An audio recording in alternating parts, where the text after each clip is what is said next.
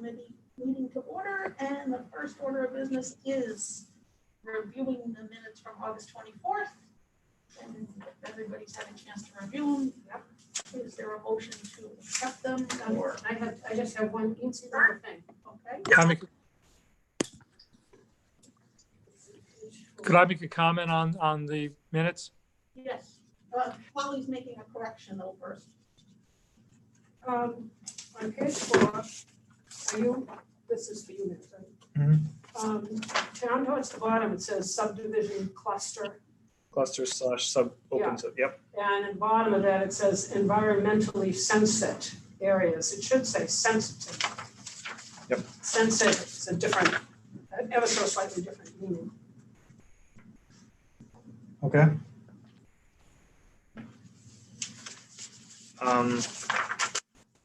I actually have another thing I want to correct. Okay. Under attendance, I think I left in that there weren't enough members for a quorum. That can be removed because we Yeah. did have enough at Yeah, start the we meeting. And then Freeman had something. Under vineyard, I did some research. If you don't grow your own grapes, it's actually called a winery. Oh.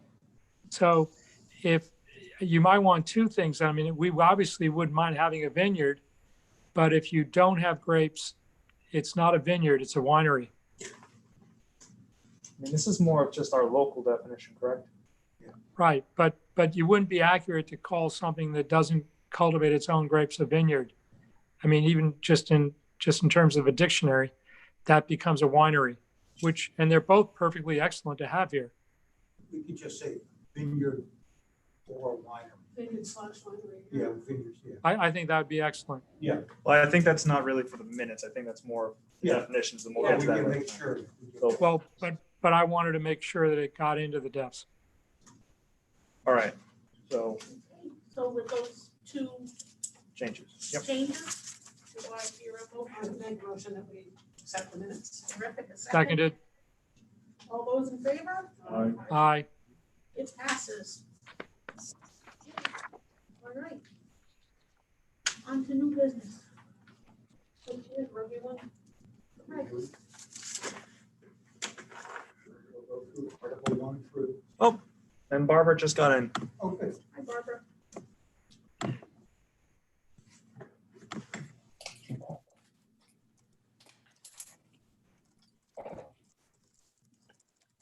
Start with Article 1. We haven't changed.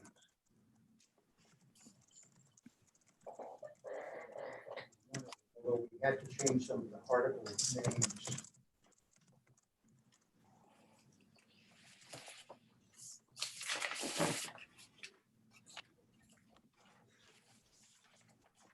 On Article 1.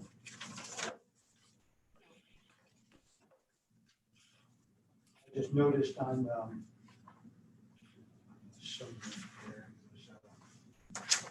section 1.9, we didn't change the reference to Article 11 on everything. I'm just looking at that. It says Article 7. Yeah. Should be Article 1. They were changed, it was changed everywhere else. Just see the sign on the door? Yes, C8. Anything else in Article 1?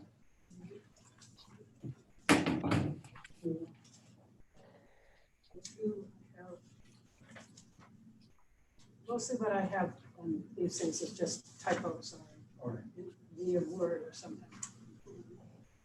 I picked up some nomenclature changes where it says site plan review, it would be planning board applications. And instead of Article 8, it's the floodplain management ordinance. And it's just nomenclature. Yeah. Yeah, and to change the correct reference number in 23.2 and 233, you just need to change the correct article numbers in there. Same thing with Oh, right. yeah. That's the only thing I picked up on this. And I've got just a typo Sure, what about you? on 2214 under vacancy. Down towards the bottom, it says, the planning board, et cetera, in which case no vacancy will then exist until the select board disapproves with an S. The select board disapproves. It's disapprove the recommendation. It's not right. Disapproves. It's the second line from the bottom on 2214. In which case no vacancy will then exist until the select board. If you said until the select board should disapprove the recommendation, that would be correct. But if there's nothing in there before it, it should be disapproves. The select board disapproves the recommendation.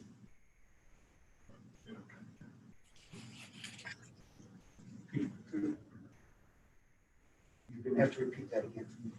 Okay, you got where I'm at? Yeah, right? yeah. Okay, And the correction. and then exist until the select board disapproves with an S. Oh, gotcha, Okay, gotcha. Well, that depends if you consider the select board one body or. yeah, but on collection. all of these, Okay. we don't do that. Yeah, okay. The select board shall, you know, Yeah. if you put a word in front of it like shall appoint or Yeah. shall disapprove, then it goes singular because that's just the way it goes, but What page are you on now? 2.2. We're just adding, we're changing disapprove to disapproves. Page 2-2 or 2.2? 2-2, Okay, what 2, paragraph?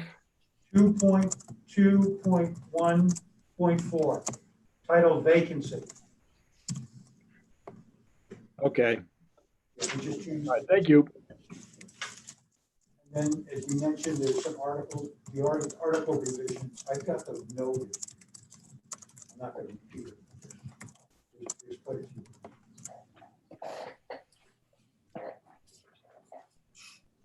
so can you just go in like to a document like that and say, I guess you would have to go through it carefully to make sure that all those things, in other words, you couldn't just say Article 6 because sometimes it isn't Article 6, you have to go over. Are we talking about the references or? Yeah, Right, yeah. It's We don't only have an to Article change them 2 all, that yeah. we picked them up. Yeah. Those are all marked.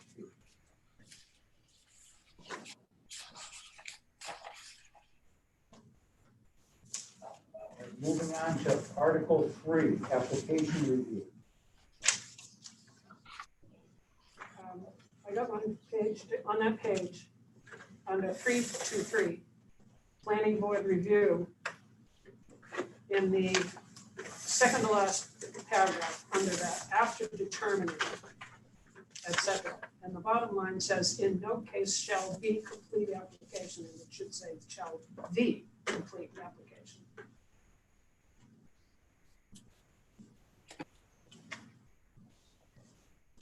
Did you find out? Yeah, got it, yeah.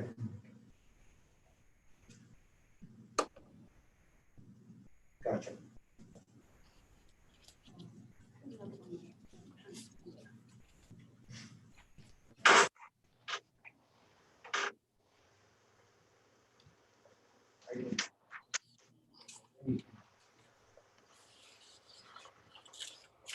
Well, no, Bill, I think your personal notes, your notes, I don't think have anything until Article 6. Yeah. Yeah, it was just 1 and 2, I think it was. Just Right. one. Anything else on Article 3? Article 3 regarding application reviews. Right. Yeah, there's a, I went in, where I cut it, but there's a thing that says the cost of such and such will be borne by the applicant. Yeah, that's 3-2, the second paragraph from the top, last sentence.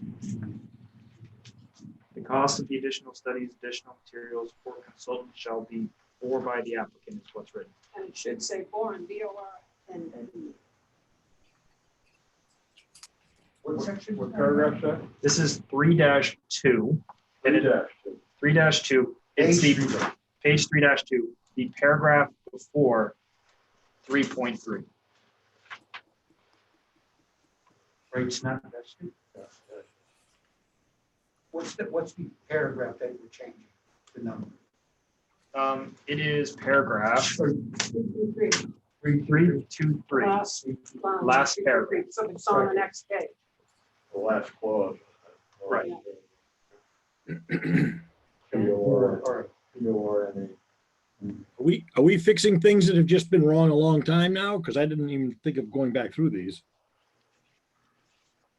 Nor does- Probably have been wrong a long time. Yeah. Oh, yeah. Yeah, I don't, yeah. 331 waivers. Yeah. The end of the top line, a written waiver request from one or more submission, take out the A. And then the next word should say requirements, plural, yes. One or more submission requirements. Yeah. And then underneath that, if approved, comma. Gotcha. Down the bottom.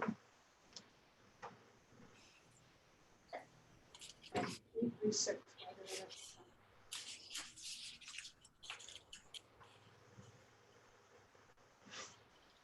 Oh, yes. 336 boundary survey requirements, the second to last line on that. A survey is necessary to show compliance with requirements of this ordinance due to the size of the lot. And I think it should be comma, location of the lot with a small L on location or the placement. In other words, those three things are conditions. And it's not a separate sentence. Shouldn't be.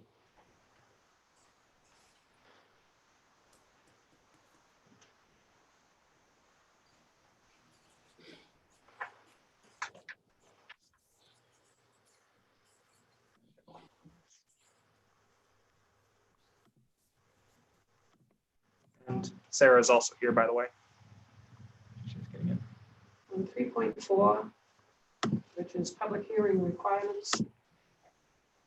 Mine jumps to the second to 3.3, if you guys said the same thing. Line 2 from the top says publish a notice. Publish should not have a cap E. But it publish a notice of the public hearing at least 7, and then it says in the town days. So in the town should be removed. It's actually page 3.3, I mean 3.3. Right. And it's the top paragraph, second one.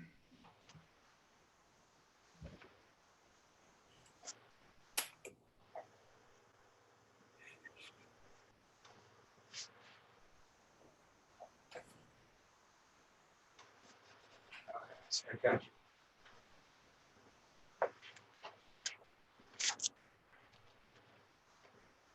Um, 3518.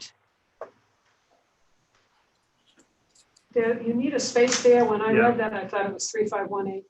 Yep.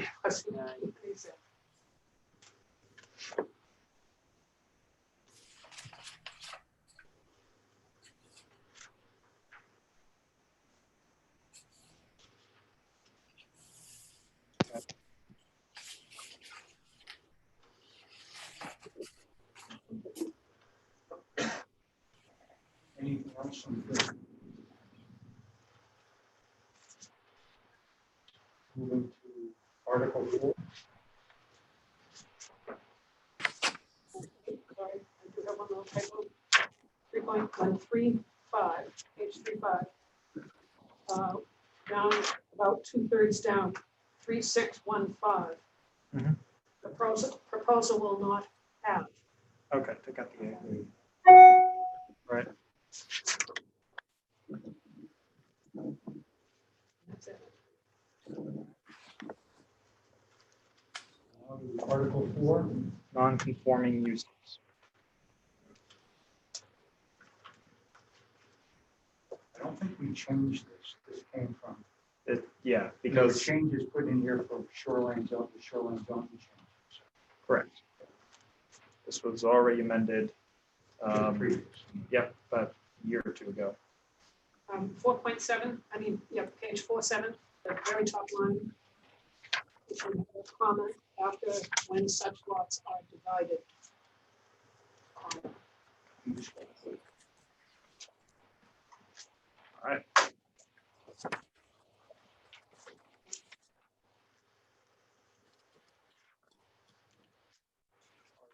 Five appeals, I think this was another copy paste pretty much. right, we didn't change.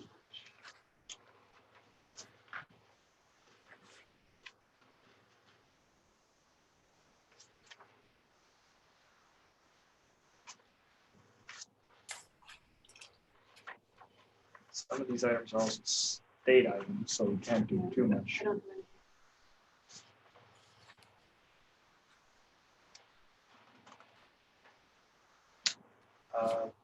Hearing none. Did there have to be any updates regarding the floodplain management portion on it, on 5-5? I looked at that before, I didn't see any changes made.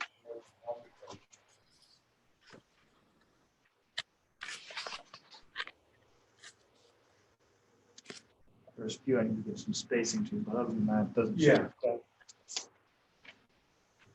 right.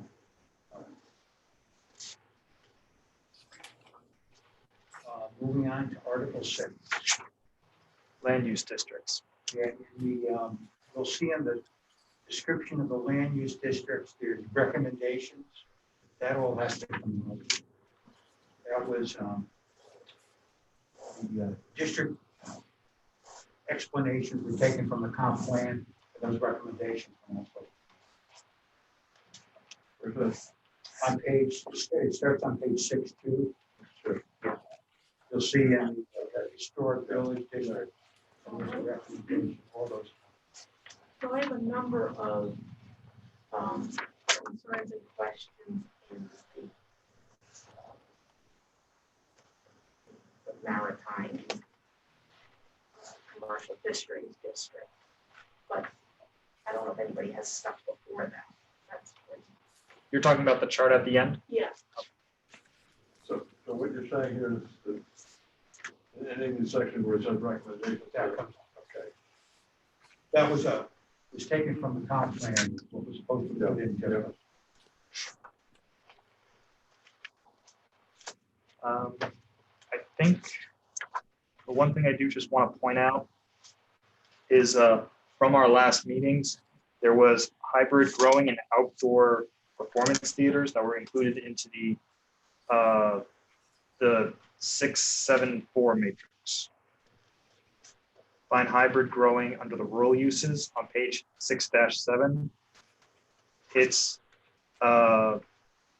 CEO and planner in all districts except downtown. Where was it? On page 6-7. Yeah. Hybrid growing can be found between green cemeteries and horse operation commercial. Right, yeah. This was just a use that was brought up 2 meetings ago, I think, and it's in the matrix. I also realize we need to include a CP symbol under 6.7.2.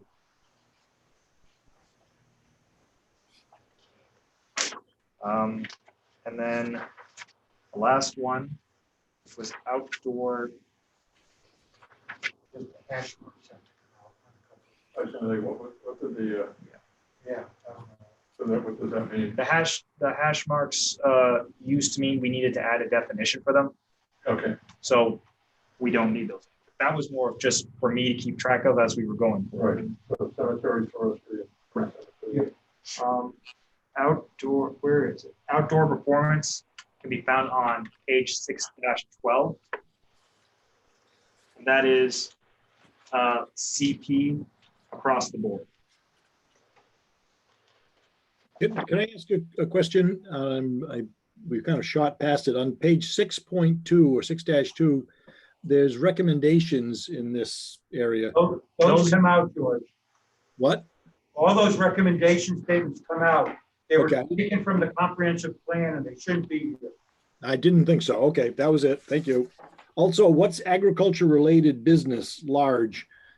Those are the ecotourism types of industries. Well, is it defined someplace so that no one could say, well, you're making fertilizer, that's a large business. How come you're in an industrial zone? Well, it's in the definitions, agricultural related business, farms, ranches, vineyards, that. Okay, so the definition makes sense. All right, that's all I wanted to know. That's good. Thank you. I have some little typos. Yep. On page 6-2.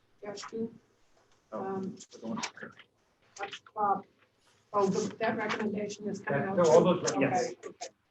On the bottom then, the last one, residential district. Second line says protect residential Property properties. values. And it should say property, right? Yes. And then the next line, single family residential. The single family should be hyphenated.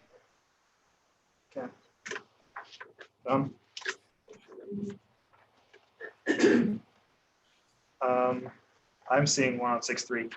Purpose of Route 1 Commercial A District, there needs to be some caps throughout there. Where is that? This is the first sentence of 6.6.5. Route isn't capitalized and A isn't capitalized, and they should be.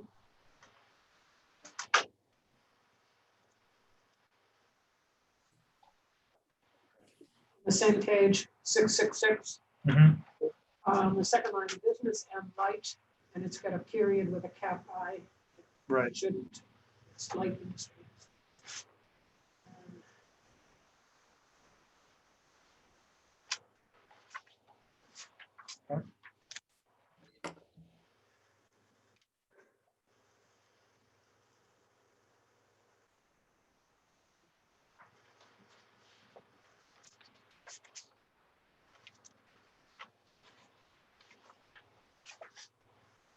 Also, it appears you go back and forth between Route 1 spelled out as one as a word, and then Route 1 with one as a number. It should be Route 1, ONE. So for example, on 6.6.6, you have, Yes. so you have to conform them all. Oh, right. On the cap on the Title. header. Yep. Should be on 665, same thing. Yep.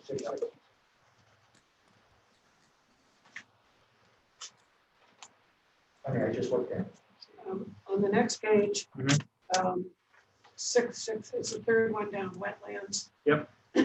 On the second line in the, I think it should be superficially or surfacely, I don't know, it's surficially, which are not surficially connected. What is that word? On page 6.6, 6.6, the third category, wetlands. we are looking at 6.6.11.5.4. Yeah, that's the, It's surficially, yeah, that's correct. what does that mean? In other words, they're not, the water bodies are not contiguous or same. Oh, how interesting. Let's see. Then the next one down, now stream protection district, Mhm. where a stream and its associated shoreland area is located. It's where a stream and its associated shoreland area are located, because it's two subjects there, right? All right. Well, or if you put a comma after stream and after associated shoreline area. But you don't need to. They're not separate thoughts. All right. So where a stream, comma, and its associated shoreline area, Yeah. comma, Like if I said my yard and my neighbor's yard are filled with grass. Okay.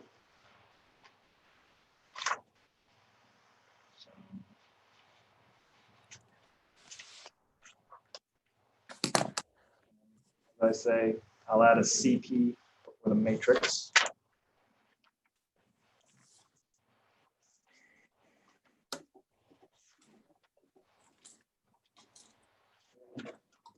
Oh, I know. Oh, actually, there's actually, I just noticed there's a key on the back that has all of these things. Am I getting rid of the? So there's a key for the matrix before it, Yeah. and a key after it. And am I getting rid of the key after the matrix? On 614, on 614? yeah, that says each item. Am I keeping the one before it or after it? They're the same? They're the same. But, well, the one after is clearer. Yeah. You have to write it out like you do in 6.7.2? It's too hard to look all that up. It's wicked easy on the key. What do you mean the key before? You're So on- 6.6, 6-6, page 6, actually. Because, it's starting at the bottom of that page, you have 6.7.2. It explains the symbols. Yeah. And you have the same explanation at the bottom. Oh, I see, I'm sorry. I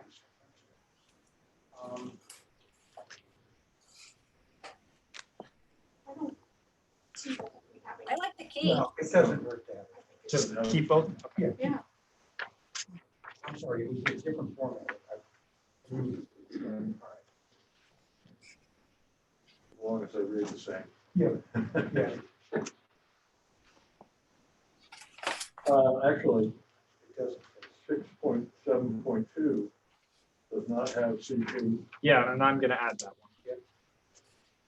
one. Did anyone have any last minute changes to the matrix? The non-shoreline matrix?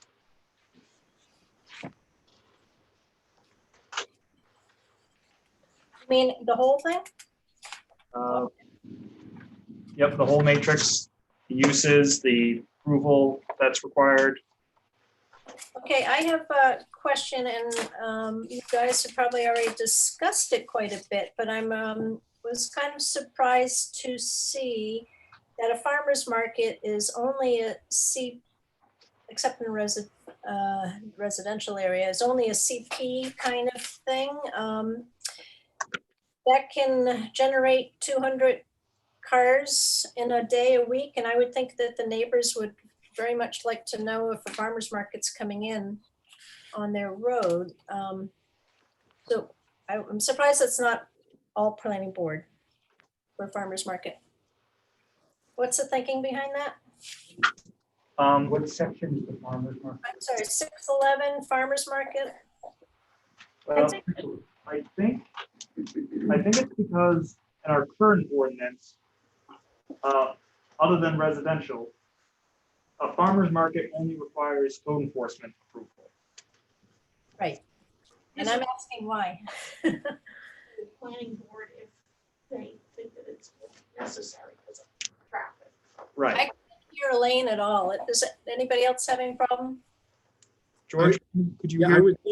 would think that if, with the things the planning board does get involved in, maybe this is one of those where you have a big one or a little one. But I don't think there's such a thing as a little farmer's market. Not if you want to be successful. That's where I was heading with that. So yeah, it seems like the planning board should be involved because absolutely traffic could be involved. Farm stands is one thing, but a farmer's market, I mean, I know the one that just recently started up has had 200 trips a day in one afternoon. That's a big impact on a neighborhood. So what's your recommendation, Barbara? Planning board, just go in front of the Across planning the board? so we understand, what the impact is on the neighborhood. And the adjacent neighbors get notified. So planning board across the board. What page is this on? 6-11. On the chart, 6-11? Yes. Is that acceptable or? It seems, I don't know, I can argue both sides. It seems like it's a little harsh initially. I mean, I think should be a little discretion. Well, I the don't know. CP What allows you to. to bump it up. Yeah. Yeah. And that, we've used that in a couple of places where it would give the planner and the code officer the ability to do that. Does the CP, so let's say, I know the farmer's market on 220 seems to be successful now. At some point, if it just got a permit and you're finding that it involves way more trips, can you, after the fact, send it to planning? Okay, I think that was part of the problem, the thing that Barbara. Yeah. I mean, if it exceeded if they said it was gonna be no more than, you know, 2 vendors or something, and they doubled it or something, then you could. Well, that's a medium volume driveway is what, 26 trips a day, and a high volume Yeah. driveway is 100, and they're already doubling that.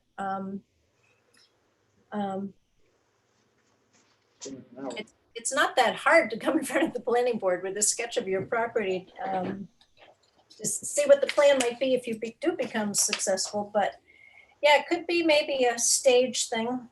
You know, in the initial year, maybe you get just the CEO but I don't know, that's a big impact on the neighbors. We should sort of have a moment of discussion about if we approve something and then it succeeds, is there a chance that we can take the rug out from under it? I mean, we shouldn't really ever want to do that. No. So if it's not a good place for it, we should. They were approved for a certain limit, and they exceeded that, then you could. Right. If there's no limitation set on, then you couldn't. So could we correct it by having maybe part of the process of having an application that shows that it can be kicked up to the planning board? We don't really, I mean, that's what the CDP is, Okay. right initially, it's supposed to happen.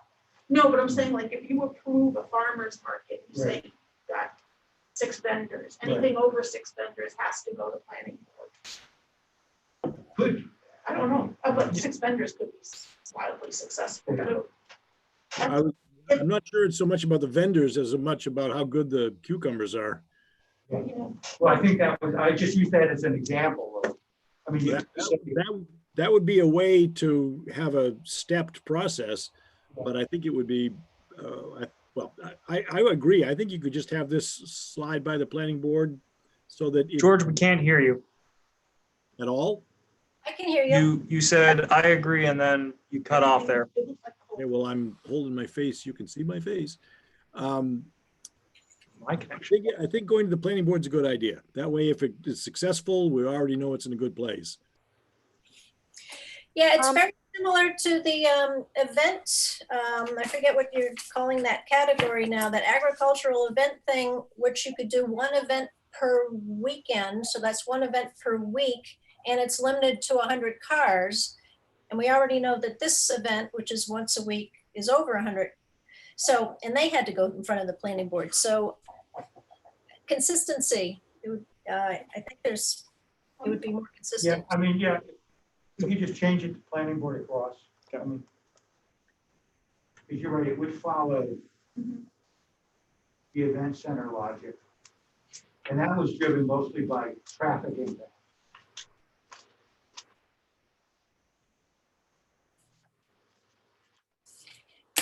I think that's a good idea. Good.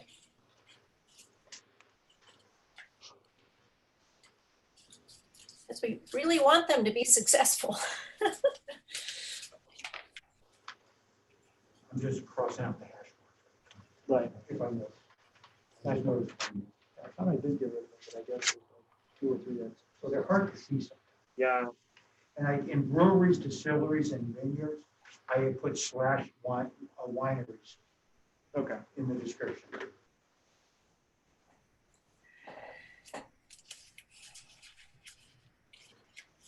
Is there anything else in the use chart?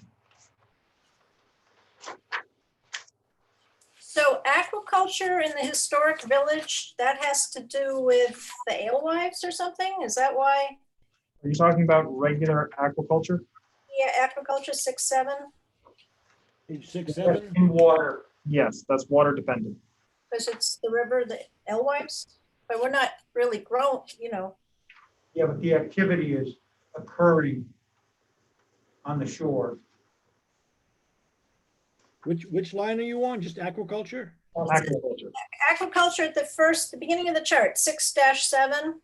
It's allowed everywhere. I was just kind of curious why it's in the village and the historic village, but it's because people are throwing nets out in the river, Yep, but that's not aquaculture. That's fishing, isn't it?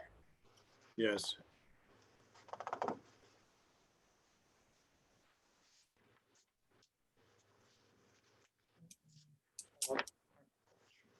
Does aquaculture, if someone did set up something, say behind Bear Hill Hardware, you know, that property that's back there, whatever, some kind of agriculture project, is there setback, do they follow normal setbacks Yeah. from the river for constructing something? Is that in, sorry, I should know It's this. a storage area for the Elvers, that building, tanks there. Yeah.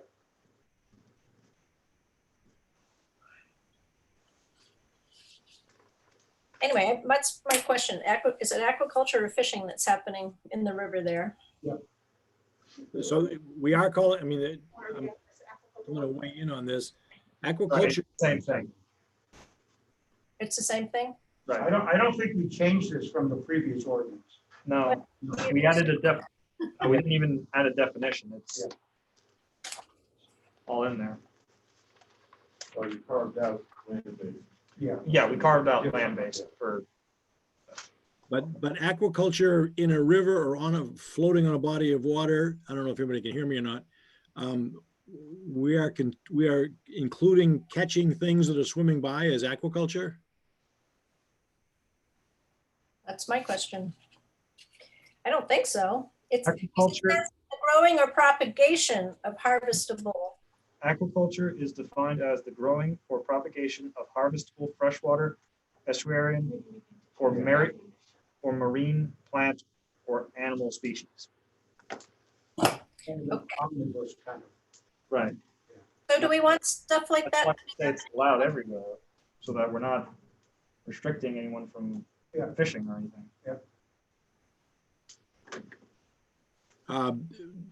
But it is fishing. I mean, do you need a license? I don't know. I'll step No, out. that's why we say it's yes across the board. So it specifically does not have to get a permit. Okay. It might be changing the definition to include harvesting from the river or something. There is really quite a big difference between catching something that was already there and growing it and then driving away with it.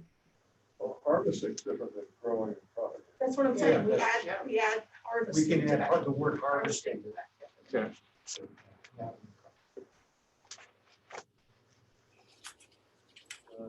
Harvesting, growing, or propagation of harvest.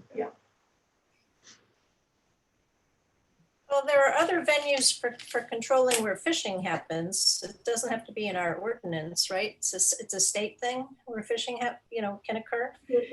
I'm just wondering if someone wants to grow fish in the historic village, is that going to be allowed? That would fall under the agricultural land base. Yeah. Are we On the talking, land, yeah. if it's on the land, outside of the shoreline, yeah. Land base, there's no, It might be, that has no, there's no entry for that on the matrix. Land, Yeah, Excuse me? for the land base. Right. that's, it might be allowed, but it probably is not feasible. Yeah, this is really sort of interesting because if you're, I think somebody already asked, if we are permitting aquaculture and aquaculture includes any kind of structure or any construction on the shore, which it very often does, then you get into the wetlands 250 feet. So this gets to be kind of layered here real quick. But you're talking two different things. You're talking about a use and also the permitting of a structure, which are two separate things. Okay, all right. So, even though it's permitted, it may not be feasible or possible to do it. okay, yeah, two different process. All right, good point, good point. Yeah. So we're not having We two don't different issue, definitions anymore? We're- Land-based. one more time, Barbara? So it looks like you had crossed out the land-based aquaculture. What does the underline mean? That you've changed, it's no longer there, or you added it? Underline means that's something new. That's something we're adding. I see. All right. So agriculture land base is a new use, so it's getting a new definition.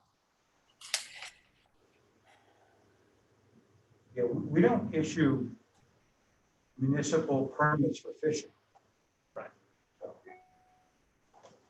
Well, just as a matter of interest, and I promise I won't go far into this, but We are all allowed to fish, fowl, and navigate in the intertidal zone. Yeah. So I guess that's another reason to have yeses there. I'm still, where is land-based agriculture permissible? That is on page 6-11. It's the second from the bottom. It is Okay. allowed in the rural, Route 1 districts and industrial. 6-11. 6-11, page. That's the second from the bottom. Okay, yeah, got it. Okay, so one more thing, guys. You know, when you're going over the Route 1 bridge to, past Damascotta, and to the right, you see quite a few oyster growing racks there. I think it's oyster, right? Yeah. So I have no idea if this is feasible, but you know, people are inventive. Would we want to see, with, you know, this renewed interest in creating a historical area of the village and whatnot, would we want to see the river become, you know, filled up with that type of hardware The state, for an aquaculture operation in our scenic village? Yeah, those are waters of the state that are controlled by the state. So they have to get a permit from DMR and possibly DEP and the Corps of Engineers. Uh-huh. It's a leasing, they have to lease it. It's a whole leasing process and everybody gets to complain. Yeah. Yeah. It's one of the reasons land-based aquaculture has a future. Okay, so you're saying we can't do anything to control the way the historic village looks anyway? No, if it's in the water, Barbara, we don't have jurisdiction over in the water. We don't own that. Right, but if there's an aquaculture business along the river in the historic village or village, There's, It would be- they're still held to the standards in the ordinance, the general performance standards, including the, Yeah. no, in I'm the talking about a water. building. I'm talking about, Oh, because she's building. talking about something on land, correct? No, she's talking about cages in the water. Cages, Well, yeah. getting to 'em and then unloading them and unpacking them and getting them off site, off the water. Anyway, if you guys think this is fine, fine. I just, happens every I'm day. getting a little odd. Yeah. That happens every day, twice a day at the tides, with the clammers taking clams out of the river. I'm not talking about that kind of thing. This is completely different. I'm That's unloading. not aquaculture, Wait, I'm lost. harvesting. This is a distinction without a difference. Really. I'm not quite sure. I'm confused about this. I don't know.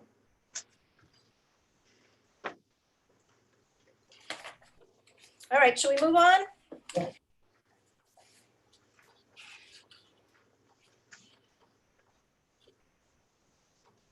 So Okay, nothing else. I think we're moving on to the shoreline matrix, correct? yes. Right. So I have quite a few comments here. I took some time and I looked at the shoreland zone map. And basically, anything that touches the Medina River is either a limited residential, there's small limited commercial, and there is a little general development, which I think is the old Sylvania property. There's Sylvania and I think the Benny's is in general. Yeah. development. And then you have the two commercial fisheries and maritime activities, which are both adjacent to residential zones. So when you go into the commercial fisheries activities, they're pretty permissive when it comes to page 618. You're protecting the river in every other district except for the commercial fisheries and the general development, where you're allowed in commercial and industrial activities. The general development area is the Sylvania and the Benny's. Benny's. So that's kind of existing. And I just don't think that it is in the town center or in the Dutch Neck boat landing. Those are appropriate for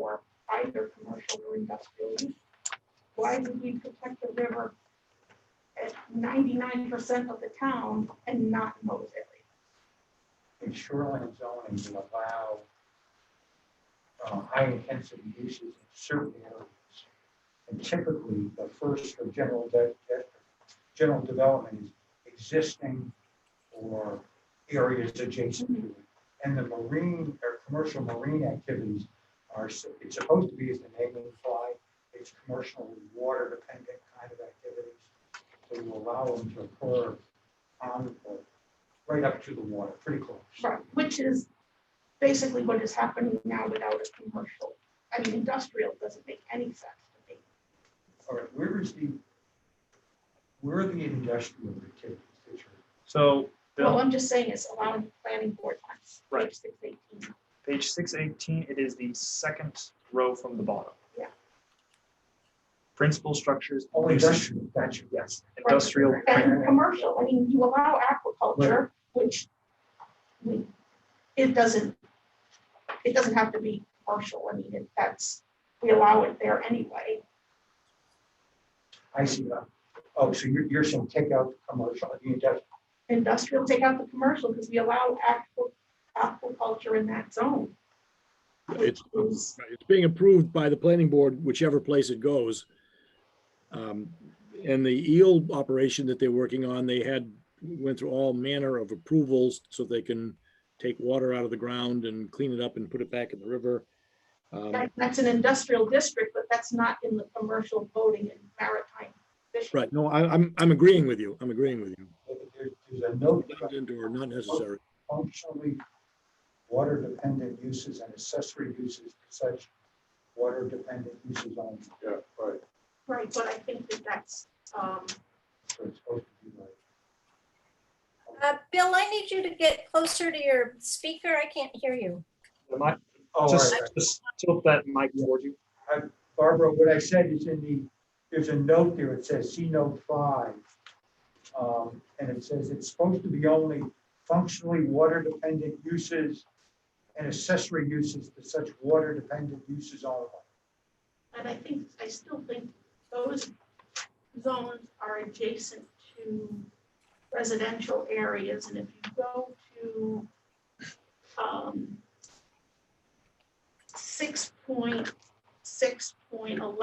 6.6.11.7.5 on page 66. The upland uses should be compatible with the adjacent upland uses. And I think, and that's in the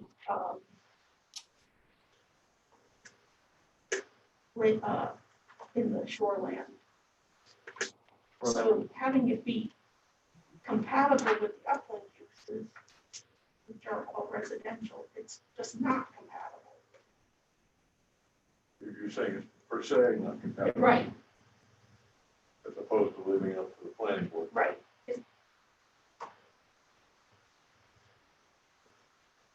What's the difference between the limited commercial in that line and the commercial in the grid? Is that in the definitions? And commercial in the where, Barbara? The difference between limited commercial and commercial fisheries. Yeah, Resource Protection District. Oh, so you have to look at the shoreline zone legend, and I've got that in front of me. So let me find the limited commercial So- is, So, right, that's all along the upper Madomet by town. well, the brief explanation for them are a bit earlier in Article 6.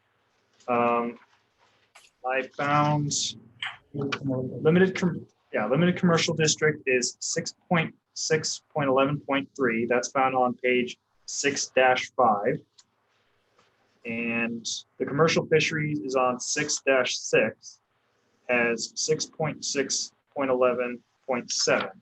Limited commercial areas of mixed light commercial and residential uses excluding the stream protection district, which would not be developed as intensively as the general development district.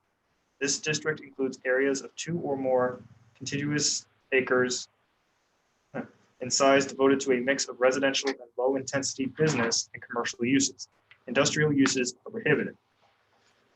And then commercial fisheries include areas where the existing predominant pattern of development is consistent with the allowed uses for this district as indicated in the table of 6.7.5, and other areas which are suitable for functionally water-dependent uses, taking into consideration such factors as, and then it, Right, and if you take into consideration the upland uses, compatibility with adjacent upland uses, it doesn't make sense to allow commercial and industrial In the, in the commercial marine district.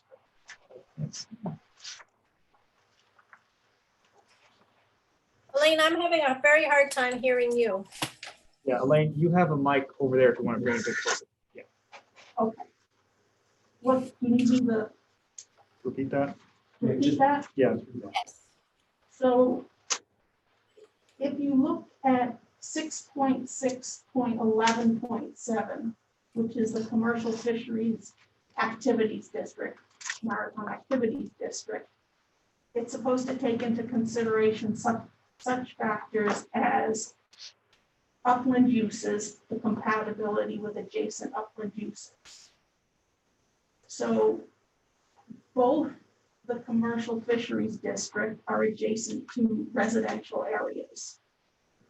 And so if you're going to allow uses that are compatible with residential areas, commercial and industrial, in my opinion, are perhaps the least compatible uses out there.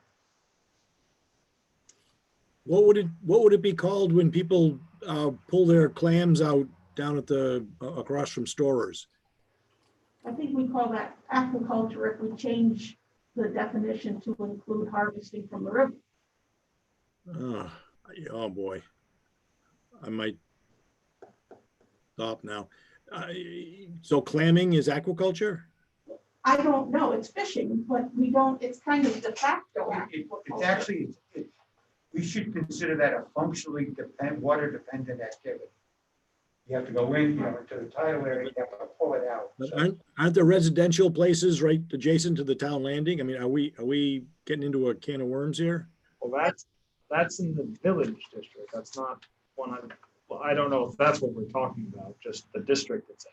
Well, people pull their clams out on Dutch Neck too. And that's residential areas. I don't know what your question is, George. I'm trying to figure out what we're doing here. I'm just trying to say that industrial and commercial structures don't belong in those areas. Yeah, this is all under principal structures and uses. Well, actually, structures are part, or uses are part of this. And doesn't the state have a mandate to protect Working water. areas that are water adjacent for this type of work? I don't think, I'm not saying you can't allow, nobody's trying to stop clammers or fishermen from going there. Right. You don't need structures there. And you certainly don't need an industrial building in either of those locations. I feel Well, what's the definition of an industrial building? The size? The function? No, it would be the use itself. To carry on, I mean, you could eliminate industrial I was gonna say, I think from the commercial, that's easy, but I feel commercial something that, well, commercial, you want to make sure in that district is limited to functional water dependent uses. and that's what the And little, that's what note 5 says. right. That I'm okay with. I can deal with that. I can't deal with industrial, that, because even the definition of industrial sounds awful for that district. Deparation of clams, and by the way, no one's thinking of growing oysters at the marine park anymore, if anybody has that in the back of their mind. But anyway, a deparation of clams, would that be allowed anywhere if there was a small building with water flowing in and out of it? Well, that's aquaculture. And is aquaculture fall under commercial? Is that, Well, aquaculture is commercial, but aquaculture is growing things. Right. If Abden wants to put his clams into some circulating water so that they become sellable after they've been not sellable for whatever reason, called depuration, or even just cleaning. Sometimes they do that with a roof in a building. He isn't, but that is a function that can be done in a building. Aquaculture is allowed in the commercial. Yeah, there's another category on Yeah. page 6-17, that is aquaculture. And that is allowed, just allowed, in the limited commercial, general development, and commercial fisheries districts. So now we're getting back into what's aquaculture. No, Which I- is defined. Yeah, no, I think, under the use commercial, it has to be functionally water dependent. So it can only occur in or on the water by definition. Or adjacent to the water. No, it has to be in or on the water. So, That's- so it has to be floating. So, I mean, this seems like a nitpicking, but are you saying that there's a different approval process if there's a small building on the shore versus a building floating on a float? No, it's not the building that's the issue. It's the activity. If, in this area, it's only supposed to be something that needs to be in or on the water. It can't exist anywhere else. Well, if you're pumping water out of the river into a tank full of dirty clams that you caught because you were harvesting them, not because you aquacultured them, that's dependent on the river water, Right. but it doesn't need to be floating. It doesn't need to be in or on the water. It just needs to be near enough so the pipe can get it. I know it's not doing this, You but would include functionally water dependent is when you take clams and you take them out of the water, oysters out of the water, and you clean them or tumble them on the wharf, we could say, yeah, that's water dependent. but you're saying you can't do that activity if it's in the parking lot. The processing part, or lobster that's pulled out, and put in a in-water lobster pond or something like that, those are all water dependent activities. Because And they those may things, include well, those I things. can't tell if it's my hearing or my speech, but I'm trying to figure out, can you do it in the building next to the shore, not floating on a float? Yeah, I mean, a lot of these structures are put on wharfs that extend into. I'm not hearing you completely, George. Okay, well, I don't know what I gotta do. I Is think that property should be able to allow a building that supports agricultural projects and harvesting. It's right now, is the zoning allow that? Yes. If it's functionally water dependent, yeah. It can be something on land, not just on a dock, right? Right. Anything within 250 feet of the normal high water line. Okay, so then that's a commercial enterprise, right? Right, but the connection there, Barbara, is that it's functionally water dependent. That's the key. You keep saying functionally water dependent, but then when we get to the part about does it have to be above the water or beside the water, we hear it has to be water dependent. Well, So anywhere in that zone, it has to be functionally water dependent. Can I jump in and try something? Yeah. So what Bill's saying is if you're getting the clams from the water, there can be a building on there to help clean them, correct? Because it's still depending on a resource from the Yeah. river. But if I want to open up let's say a hot dog stand, That's not water. that's not dependent. going to be allowed because what am I using from the river? The most permissive activity in the zone would be to put a structure on the wharf or adjacent to the water. I mean, that's the most permissive, and we would allow that. A lobster pound. Right, yeah. Yeah. Cranes, all those things. Okay, I'm gonna ask now because you got me picturing this thing. If somebody wanted to sell lobsters or sell clams, can they do that from this little building where they're cleaning them? No. Not within that zone. No, it has to be further back. You mean further from the water? Yeah, well, it has to, that's not functionally water dependent. Because you can Correct. sell seafood anywhere. Okay, so you would have to drive it a little ways to sell it. Or be beyond 250 feet, right? Beyond the road. Well, it'd have to be outside of the, well, it doesn't necessarily have to be out 250 feet, but it would have to be set back 75 or 100 feet. Okay, So that could happen within the marine park property? Yeah, well, no, No, no, only if it's functionally water dependent. Excuse me. Yeah, the hot dog stand, the selling of seafood, that's really not allowed in this district at all, under the commercial.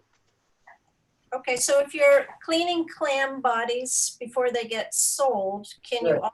can you also grow seed clams on the property to reseed the river? that would be aquaculture. Right, Yeah, I presume so. I'm not, you're gonna have to repeat that, Barbara. I didn't really quite get the last part of what you said. well, just thinking about clams, Yeah, if you can, if the harvesters can bring the clams in, clean the clams before Right. they go off for sale, right. can there also be a facility to grow seed clams so that the river can be reseeded? On, you know, a building on the property that does that. If it's a water dependent activity, then it would be allowed, sure. Yeah. Remember, this district is, there's restrictions and then there's protections for this area. Right. This area is supposed to be used only for those activities that have to be in or around the water. That's its first priority. They can go somewhere else in another shoreland zone if they don't meet that criteria. So again, you're permitting, you're giving extra protection for these activities, and you're also excluding other things that can go somewhere else. I don't think we've got time now to figure this out completely, so maybe we need to move ahead. Well, it's getting reviewed on Wednesday night by the public. Well, I guess one thing you have to keep in mind is that these two designations come from the model shoreline zoning. We haven't like made this up. I mean, there's nothing wrong with taking industrial out and leaving commercial in. Yeah, it does use, the definitions for industrial says it has to do with processing. Ooh,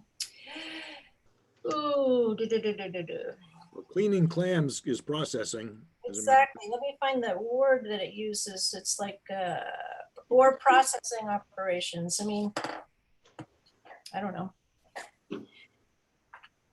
Are we gonna lose that? it has more to do with whether the industrial use is compatible with the upland land uses. And clearly, industrial is not compatible.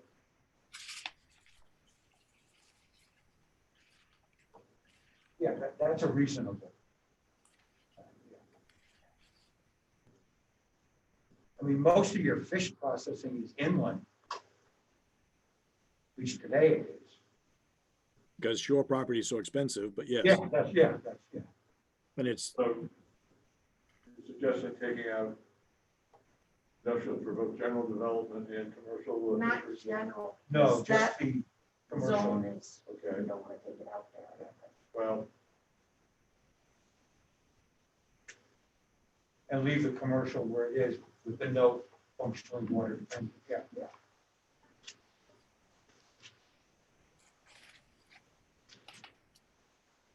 well, getting to your point. The general, in the general development,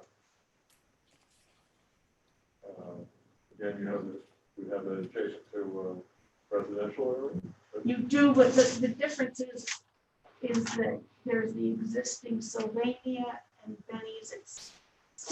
In my opinion, it shouldn't be there either, but it's existing already. It's not something that's Your proposed there. industrial zone. Although Sylvania is inert at this point. Zone it is. So the interesting thing though, on the shoreland zoning map, right adjacent to the commercial fisheries and maritime activities is a resource protection area. So you, South of it. yeah, so you've got Oh, 50 feet away, you can do nothing. Yeah. And then you've got this area. So, you know, you're either protecting the river or you're not. I mean, in regard to the Sylvania lot, like, the idea to try to preserve its availability as an industrial site. We're not proposing to change that. That's one of the, well, there's a lot of issues involved there, but it can't be used for residential use and things like that. So industrial or recreation may be the best activity. So if somebody wanted to build a small building, I don't know where, I've forgotten where light industry stops and industry starts, but either way, if somebody wanted to build a small building 80 feet from the water on Sylvania's property, that property, and suck water out of the river to use it in growing clam seed and maybe cleaning seed, would that be permissible? Yeah, Because it's general development. it's general development. It's a different district. Yeah. Assuming it's not in one of the restricted areas. Restricted like by what? By Because of the Environmental covenant. environmental. Right. Restrictions, yeah. But then we're getting into a whole Right. thing at that point. Yeah, I In didn't. General development district, the setback is 25 feet. Yes. Yeah, On the shore? in the general development district, yeah. So then if somebody wanted, just to nail this down, if somebody wanted to build a 50 by 50 building 30 feet from the beginning of the river, high water, and pump water in and out of the river at high tide to clean or grow clam seed, that would be permissible within our discussions right now. Yeah, presuming they could find a suitable site to build that, yeah. And it's given. I'm proposing that the site is Sylvania. Did you just say that wasn't a suitable? Yeah, no, site? I meant the particular topography with, yeah, they can. Okay, all right, well then I'll be quiet. But that is industrial zone. This is confusing because there's so many matrices going back and forth and up and down and. Yeah, no, that whole site is industrial and the area along the river zone general development, which matches the industrial, you know, it's compatible with the industrial designation. Okay, so general development is a shoreland phrase and Yes. industrial is not. Yeah, that's correct. But those two can be in the same place. Yeah. Okay, So where we stand now without moving further is to remove industrial from the commercial fisheries maritime activities district. Yes. And that's essentially 2 locations. Yes. Right, wherever that district occurred, yeah. I think that's just Pine And Street. commercial would stay. I believe that's just the Pine Street Landing and Dutch now. That's correct. And commercial's definition is so vague, and the intent and result of which the activity is production of income from the buying and selling of goods and services. It doesn't really seem to encompass. I think, Barbara, you're missing, there's a note there. Yeah. That limits it to functionally water dependent too. I guess I am missing that. Where is that? So it's on page 620, 6-20, the number 5 footnote. number 5 footnote. Page 20, okay. All right.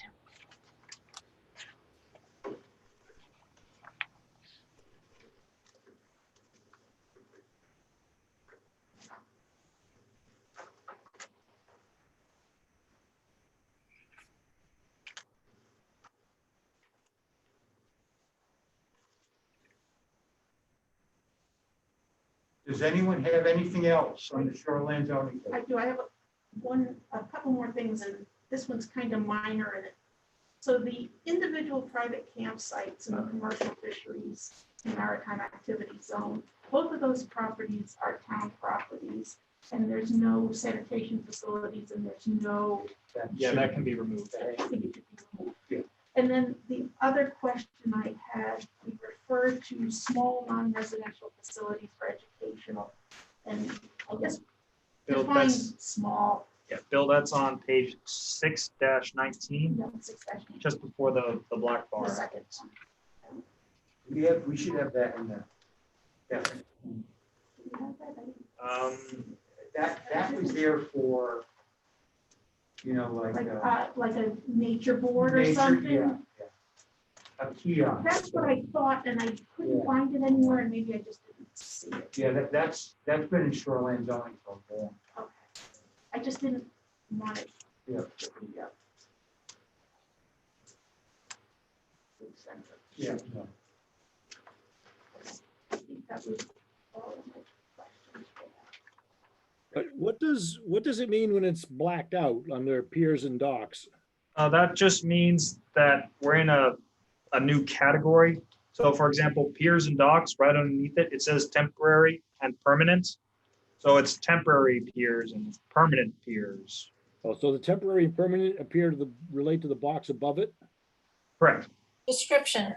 We just need to change, we just need to. Yeah. Those are one of the things I was saying, that it might be easier to read, like different fonts and bold and all that. That's- Oh, I see what you mean. Yeah.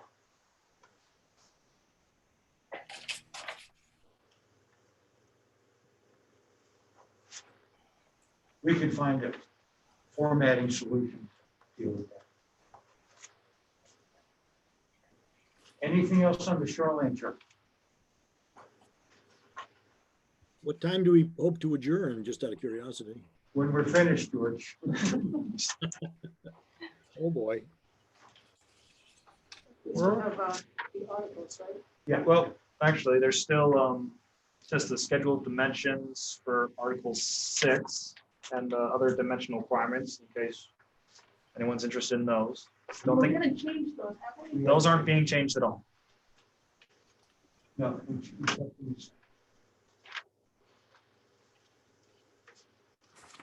But if there's nothing else, we can go to Article 7, Article 7. General Performance Standards. Can I bring up a couple, kind of a general observation? Having kind of dealt with this idea of screening and buffering a few times in the planning board and finding the definitions non-existent or vague, and this new batch not finding them much fleshed out. For instance, as you go to 7.1.2.3, the Route 1 buffer, it's described, what's required is described as a vegetative buffer, 15 feet deep. But when you look at what a buffer means, for the most part, it has to do with creating space or screening to some extent, softening the blow between two properties or visual or whatever. So, but I find that a vegetative buffer 15 feet deep along Route 1 is probably not what we're looking for. So what you're excluding is gravel and dirt as the entrance to business properties along Route 1. What you're trying to do is encourage greenery, right? But using the word buffer in there is confusing because it's in other places it's used as a visual barrier. So I wanted, I don't have any suggestions at the moment, but it is confusing. Is vegetative just grass, or is vegetative shrubs, or is vegetative small trees? Good question. It's not in the definitions and it's not, yeah, that's what I'm saying. It's unclear what we're looking for. I mean, basically what we're trying to do with businesses coming in is have the town have new projects improve the look of the town, the experience of the Why don't town. you Look at page 7-2, Yeah, natural features, vegetation variety, and vegetation standards.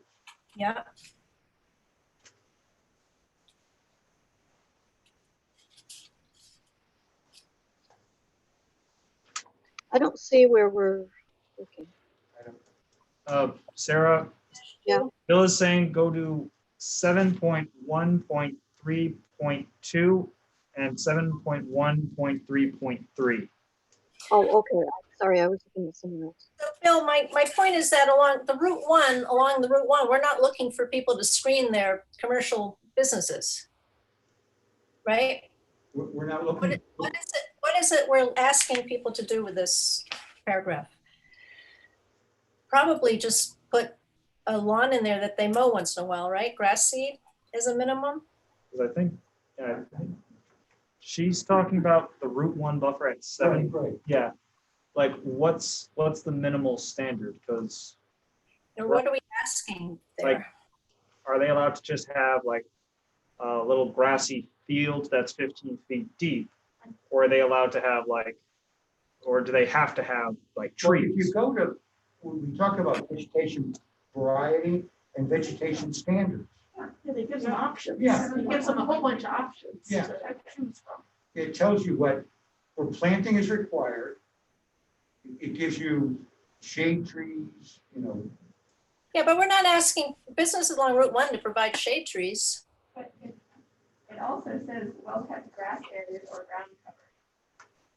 So I'm just saying we've got to come up with another term for Route 1, I think, especially along their frontage, than the word buffer.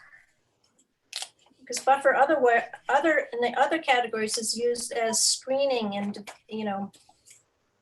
softening between properties, obscuring. The buffer is being used to mitigate like loading and unloading and storage areas and things. yeah.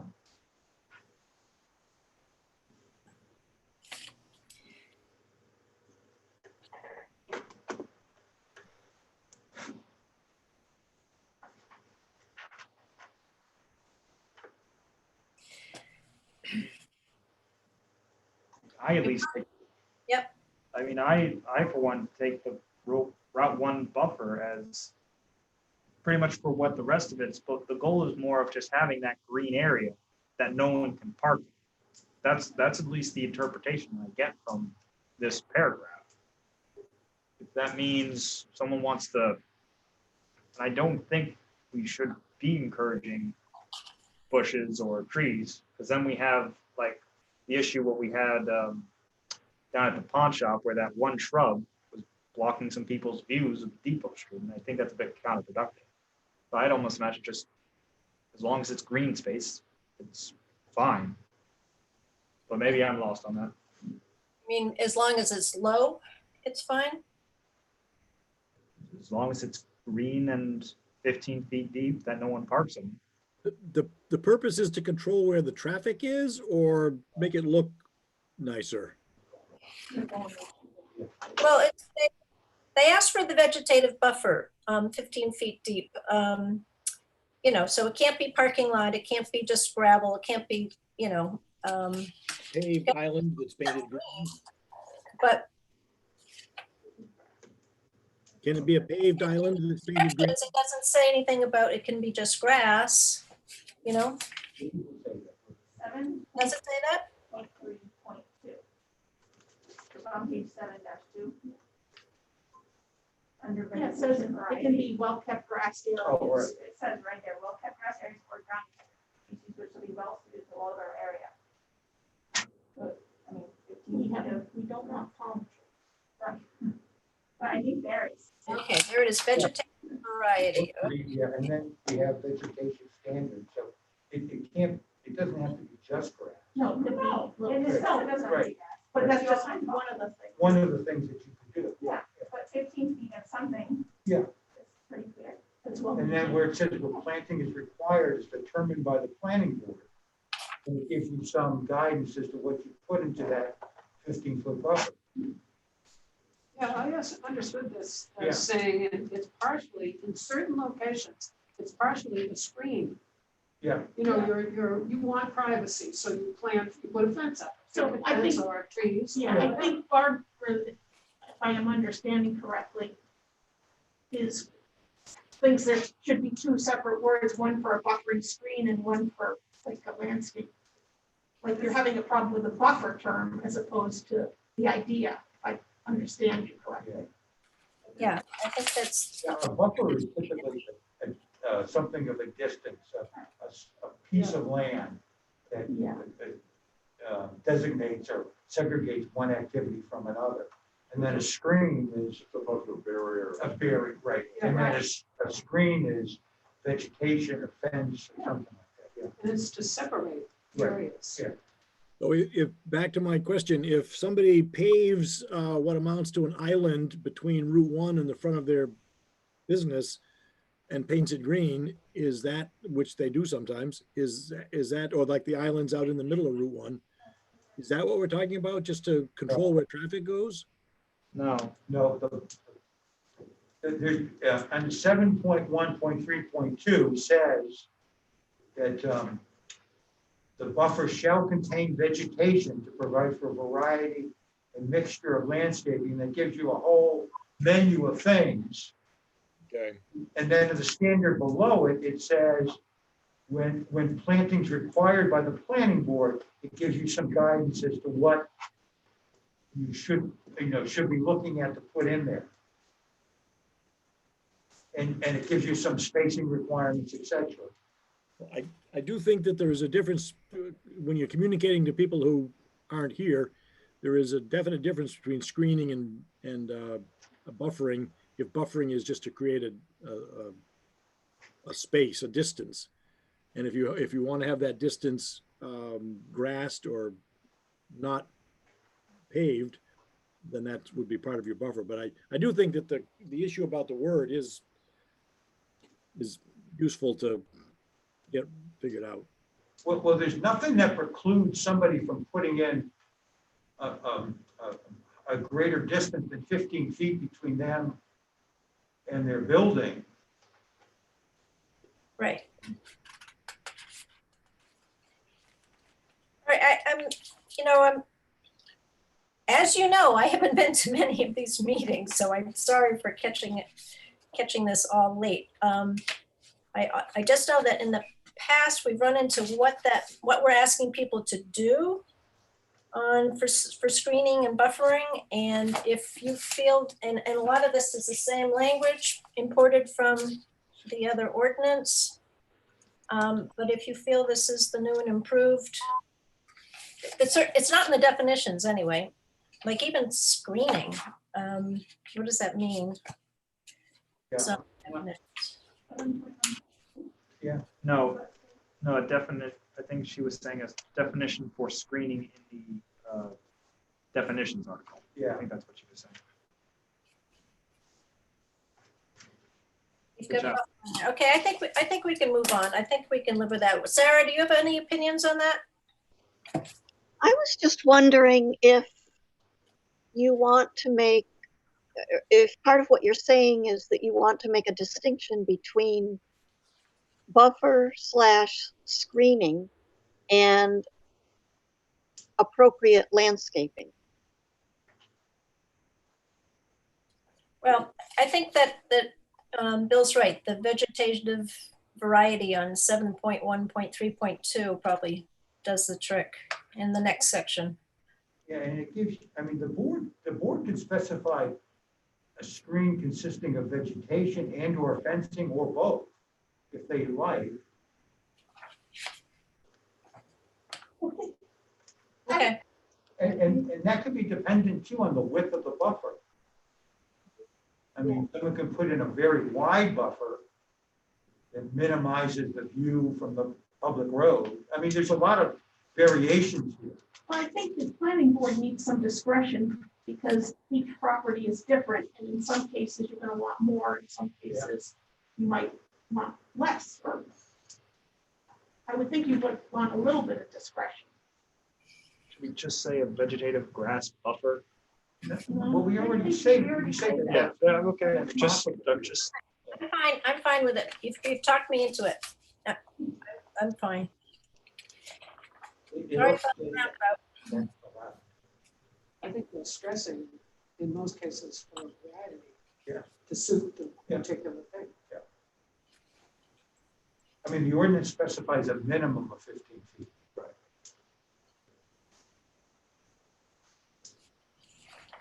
Okay, That's not very long. So Moving on.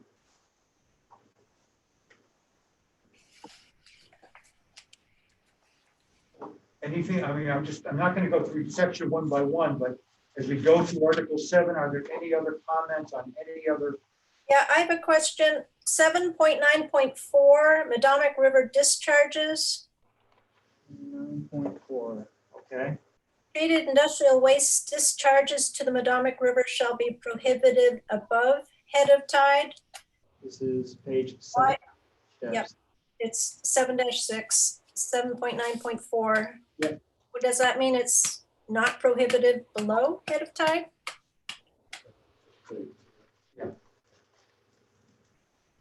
That's regulated by state. Barbara, did you hear that? Nope. Sandra said that below head of tide is state regulation. That's what. Sorry. Title of it, yeah. So we're covered? Yes. I just stepped out to get a lampshade so I could see again. Did you just, did anything you just discussed depend on who owns the intertidal zone by any chance? No, All right, good. we're staying away from that, George. I knew you would try.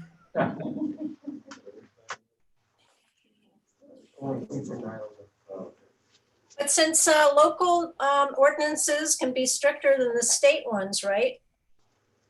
Why wouldn't we prohibit it through the entire Madomic River? We only have jurisdiction above the head of the tide. I would say just generally speaking, any sort of state statute or regulation would supersede anything that the zoning ordinance would say. Where is that point in the river? Geographically? The head of the tide? Yep. Would be, West Main Street.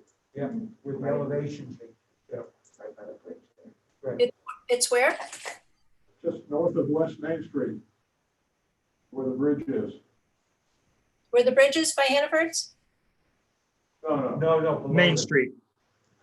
No, with before the downtown. Or after the downtown. If you're familiar with Mill Street, and you look south, there's a series of cascades down there. And the head of tide is someplace below that. That's the head of tide coming up the river. The head of tide in front of Sylvania is, I think there's a customary line where the high water stops and the grasses accumulate. I mean, they've got actually a definition that talks about mean high water. That's right in the general area.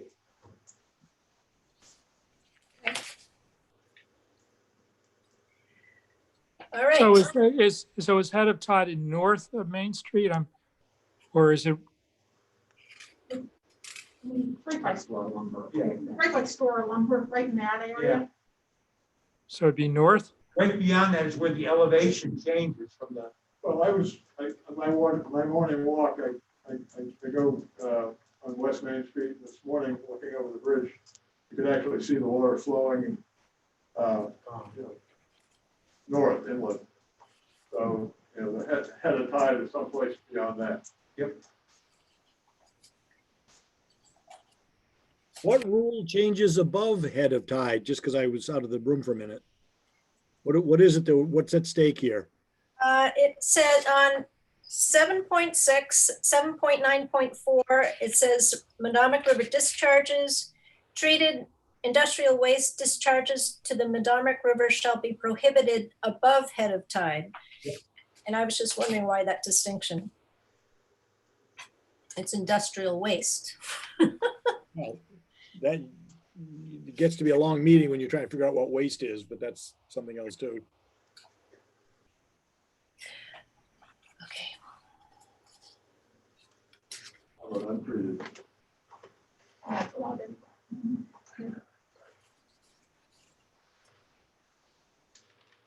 All right. Anything else?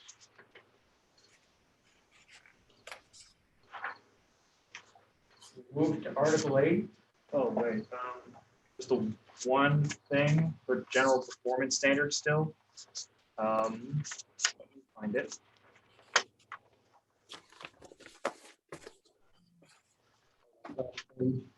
Yeah, that last page that everyone's got, the 7-12. Oh, yeah, that 10.4. Yeah, that can be removed. Yeah. The archaeological historic sites, I don't know where that came from. Somehow when things got added or subtracted, something back here. Computers do that too. Yep. Right. Well, either that or, 8 through 9 got left out. Yeah. Possibly. Actually, I'm wondering where's the There he fire is. department standards we included? I don't know. Did you put that in? I thought I put that in there somewhere. But I'll find it and then we can get back to Yeah. it, just so we're not holding up the meeting too long. We'll move on to environmental standards, Article 8.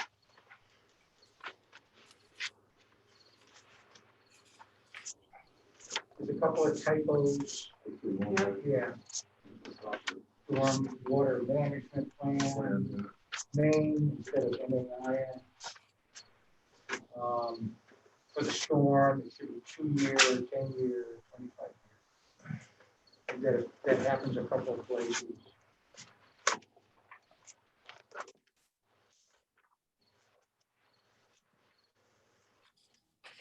Are you taking these notes or you're doing something? I'm all over the place. What am I taking?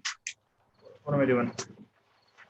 On section 8, what did you say, Bill? Was that a typo or something? On 8. Okay. I see. 1.1.1.1 should say stormwater management plan. And then on 8.1.1.2, last sentence, it should say 2 year, 10 year, 25 year.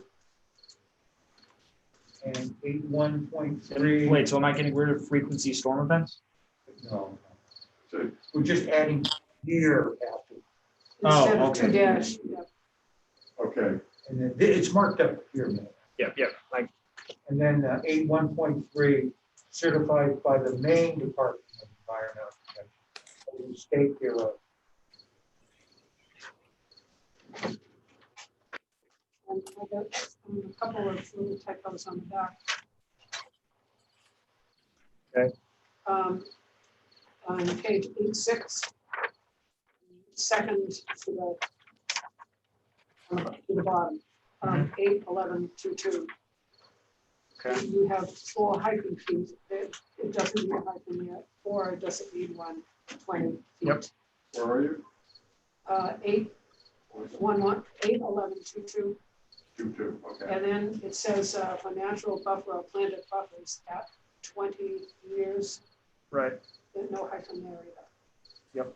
And on the back page, there's just a couple, 8.11.2.4. Mhm. You see the top line, clearing of dead and diseased trees may occur. And additional trees shall be added where clearing in the canopy is greater than 250 feet. Okay. And then on the 2.5, the next one, just above the chart, it says if a larger buffer width is required, and move ahead a little bit, these stricter requirements shall be followed. Yep. Made them. And I found out what the problem was for general performance standards. That archaeological historic sites took over the spot where I had the emergency services stuff. Do I just read them out, or The emergency service. the ones for the sufficient water supply for the fire Oh, right, department and the right. lockbox? Yep. Should I just read that? Yep. So there were two, so there's one more general performance standard that wasn't in that wasn't in that copy. This would be 7.10.8 emergency services, 7.10.8.1 water. Applicants may be requested to demonstrate access to a sufficient water supply that may be used by the Waldoboro Fire Department during a fire-related emergency. And then 7.10.8.2, accessibility. Applicants may be requested to install a lockbox as specified by the Waldoboro Fire Department. That last one was something requested by Chief Smelter here. Just so everyone's aware. So is that something that you just, I don't have that page. No, that was something that was supposed to be in the copy everyone got, but I don't know why that wasn't in there and why our archaeological historic sites was. Yeah. Okay. But I'll get that in the final copy. There's nothing controversial there. Anything else on 8? We'll go to section, Article 9. That's not supposed to be section, it's supposed to be article. Yeah. There's a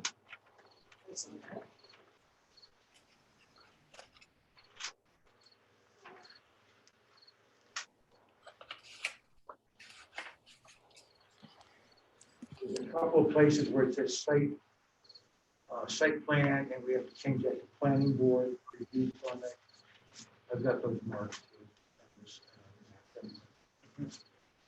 Under 9.2.2, what is the E-911 addressing officer?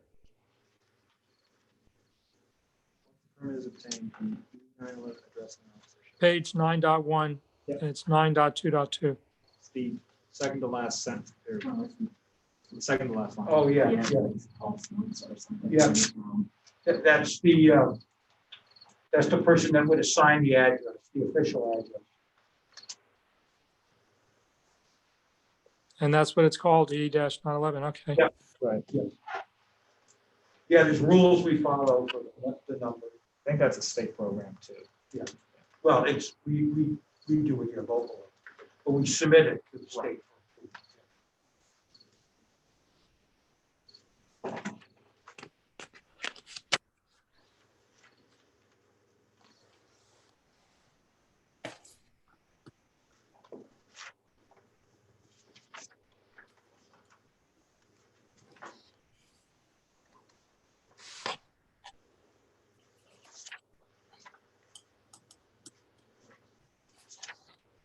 I don't think there's any changes from these this entire parking article. It's still what we're just getting from the current ordinance, correct? Yes, correct.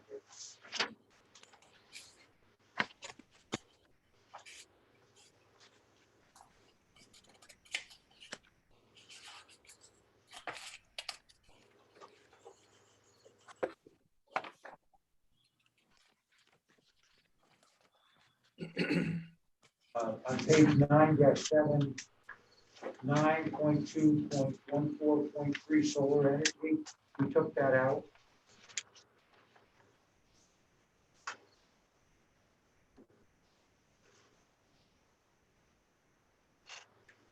Oh.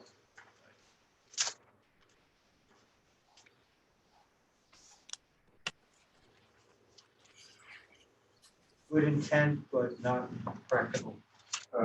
So wouldn't, if that's deleted, that won't be, Everything else will have to come down a number, yes. Yeah, well, you know, it's the following.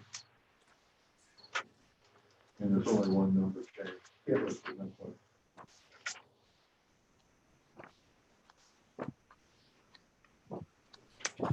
I mean, I think what I'll do for this is just take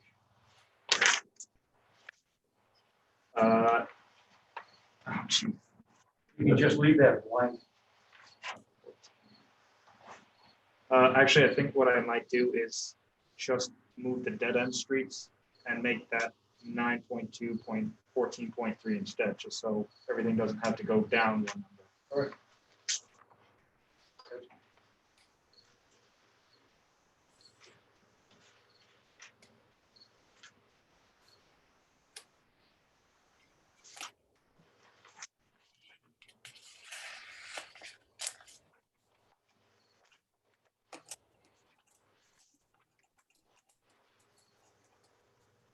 Bill, did you have anything else for Article 9? There's nothing else, we'll go to Article 10. Wait, are we, 9? Article 9. Sorry, we're on 9? Yep. Okay, 9-13, 9324 landscaped area. Additional requirements for commercial and industrial establishments. Off-street parking and loading spaces, when not enclosed within a building, shall be effectively screened from view by a continuous landscape area not less than 6 feet in height along exterior lot lines adjacent to residential properties. So this is a commercial and industrial along in the adjacent to residential. Okay, so they're asking for 6 foot high. Okay, I thought, sorry. Okay, that's good. Yeah, this wasn't changed at all. Right. So that's only adjacent to residential properties. Okay.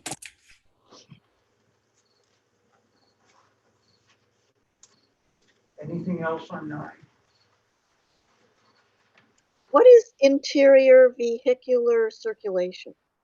That's traffic within a parking lot. Oh, okay.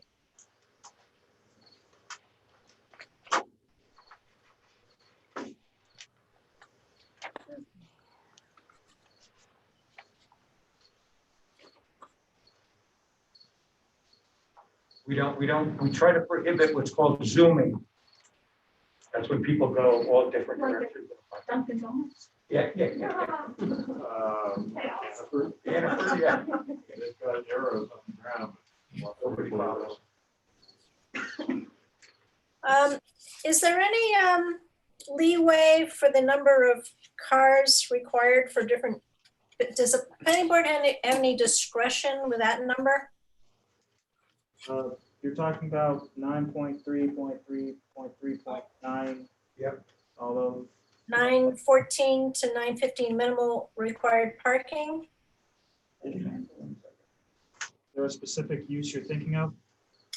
Well, I'm thinking specifically when the dollar store, Family Dollar, I guess, when came in, they wanted less parking, and our ordinance required them to put in more parking than they wanted. And I feel like when I drive by that the store always looks like nobody's there because there's so much parking, which I think is a shame. So it seems to me we could have, if we had a way of saying, if that store would change hands and it would become more active business there, if there was a plan for even if they had a plan for how they would enlarge the parking if required, that would be permissible. But that a business, especially a business like that has many, many storefronts and understands its own business, could propose a smaller parking area. But would we or the CEO have any ability to reduce these numbers if we needed to? If we thought yes? We do allow the planning board for uses not listed to determine the parking, but we don't provide any latitude to amend the number of spaces. Ask a question. These are the minimum. Could I ask a question? What page is table 14I on? 14I. What? Under section 9.2.4, you reference section 14I, table 14I below. I want to know where that table is. What's the number again, Freeland? It's on page 9.2 at the top, 9.2.4, creation of a private residential street road. And then it mentions table 14I. Oh, I've got to take that out. I'm sorry. That's got to come out, Bruce. It's 9.2.4. And there's one below it that says 14J. That's got to come out too. Those are just the old references from Okay, I see it. The answer to your question, Barb, is we don't have any latitude here.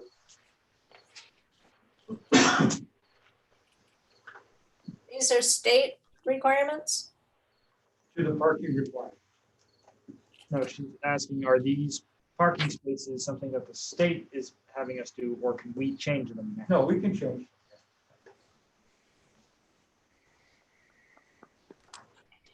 Yeah, these come from, there's various models, and this is a standard model for parking. You're referring specifically to the space for 4 spaces per 1,000 square feet for retail. Right.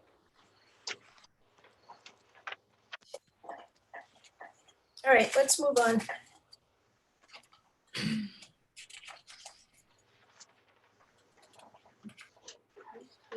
Article 10, specific performance standards.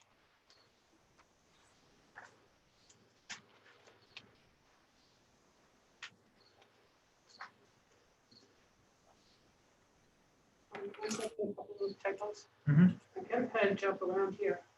Okay, 10, on page 1043. Very top line, 1043, okay, going all the way back there. yeah. Yeah, my pages are a little bit out of order. It should say peak business. Oh, page 10. Right. You have that. Yeah, what number is this? 10-43 page, that's the page number. Yep, And the very top line should say ample space during peak. peak, yep, got that.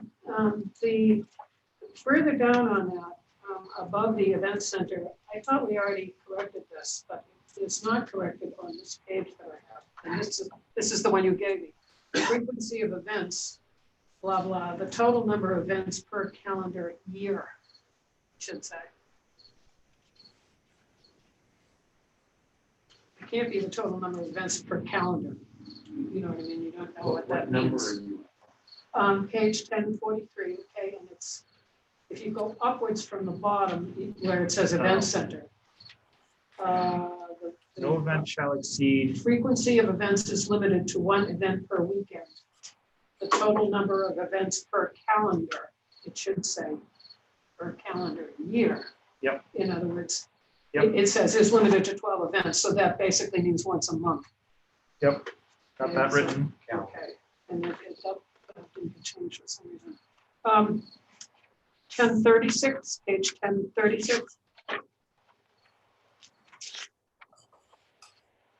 All right, And in the, here it says 1026-2, in its review of a proposed project. At the end of that sentence there, it should say the offsite impact of the project, shall consider the following visual elements in determining the impact of the project, because the next 3 things are sort of sub items to that. So it should have a colon implying that you need to look at all of these things that follow. right, And then in that chart, I know we talked about this before, but I didn't see the correction. The top one in the chart underneath indicators says significantly different color, hue, value, comma, and chroma. There should definitely be a comma because value and chroma are 2 different things. Mhm. Got that. Okay. Let's see, just a couple more.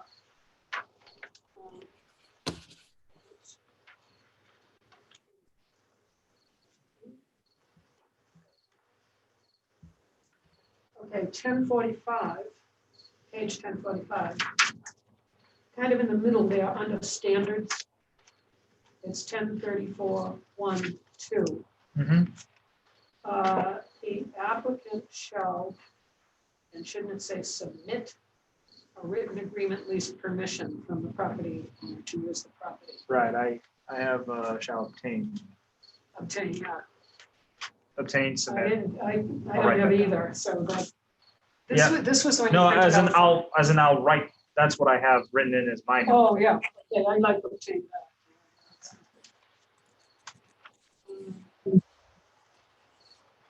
That is it for that. Oh, there's a chart, wait a second, on 1037 at the top. Mhm. See the line right there? 8 is on the right and then points its way over to the left. Fix that. Return or something. Yep. That's it.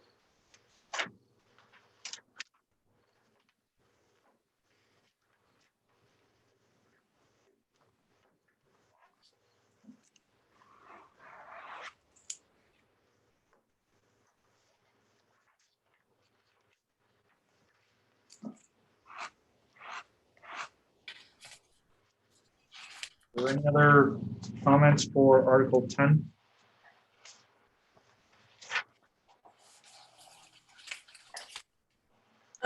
Performance. So in the chart, it uses the term temporary event center? Or is it say small, what does it use in the chart of uses? I believe it's minor event center is what we fill.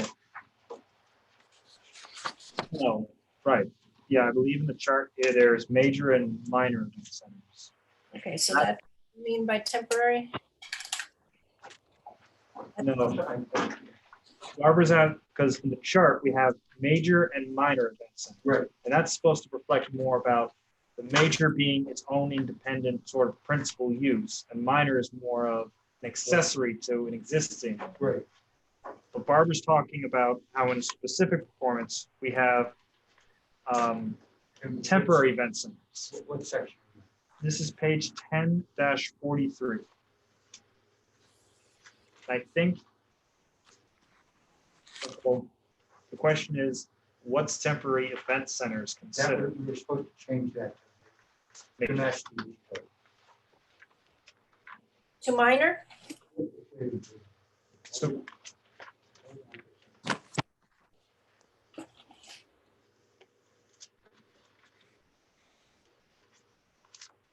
Yeah, it's supposed to match the use chart. Where is that? So Where is that use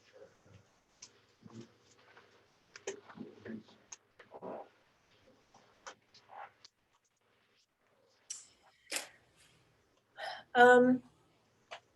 So you don't think of a large 80-acre property in the residential area, such as Topsail, could do a temporary event center? I mean, part of what they have is residential, but then they also have a ton of rural property in the back that's more in. Right, but still, a large property in the residential area could not be a temporary event center? The nomenclature should be minor and major. Right. And she's saying under the specific performance standards, Right. we have temporary event centers. It's supposed to be labeled minor. Okay. And when I go back to the chart, we're saying that cannot happen in a residential area. Even though we have some properties that are very, very large. One second. Minor.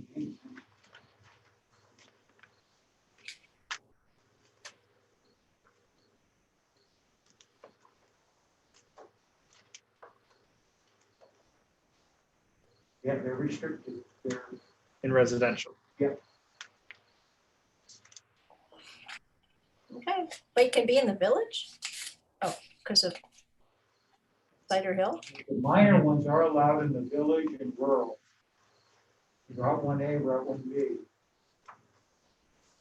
Okay,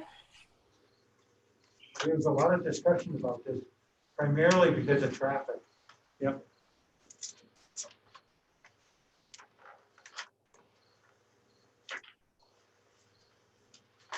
Okay. Okay, so 10.30.2 is now minor event centers. And so it'll start off as a minor event center is a seasonal. And then you change the following subpart to major. So it matches the use term. That's something that just got missed from, yeah.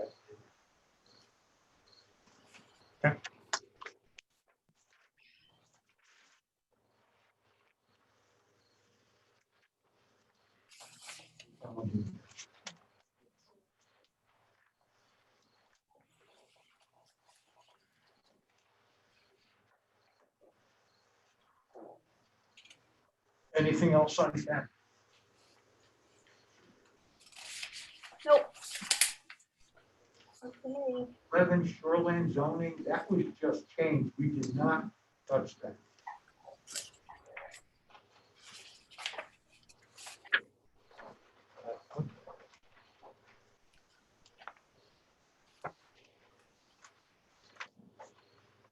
And then Article 12 subdivision.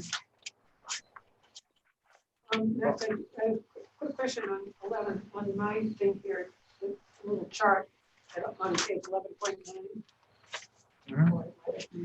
11.10 was split up between the pages. Right.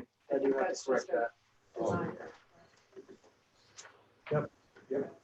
And Article 11 in our current ordinance did have the shoreline use chart, but Yeah. obviously in this new one, we're moving that to Article 6.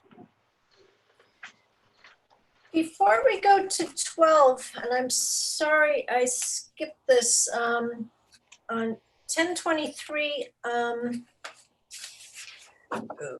sorry, let me find it. 1023 talks about shipping containers.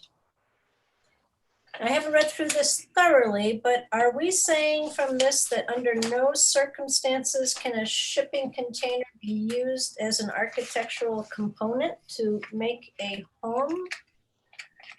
This came from the existing ordinance part, but we didn't change this at all.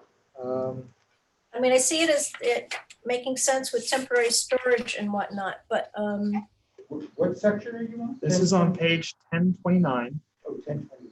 This is item 10.23. Yep. Oh, 10.23.1, I suppose. Yeah. Because we're talking about residential.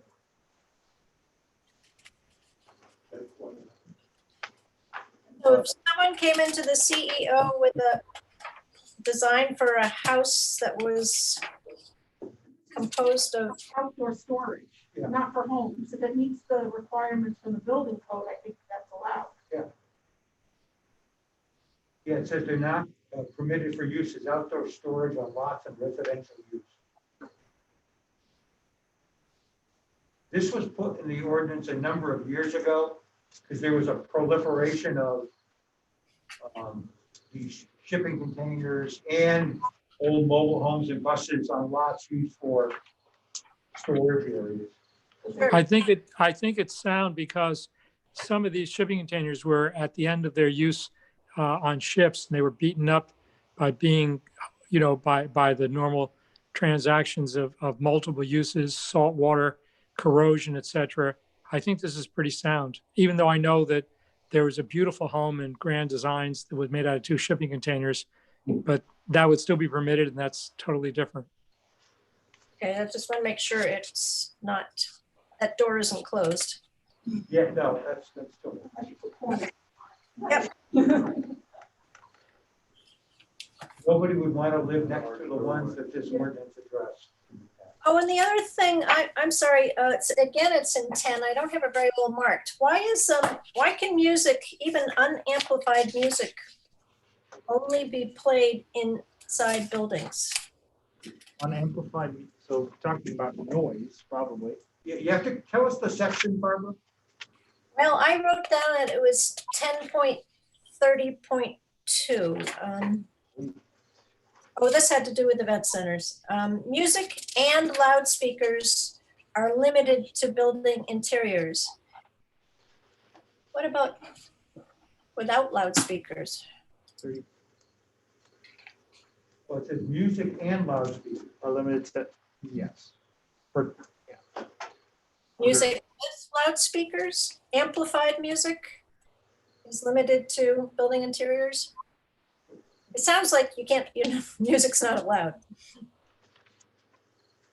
the question is on page 10-43. Right. This is under minor event centers, 10.3.2.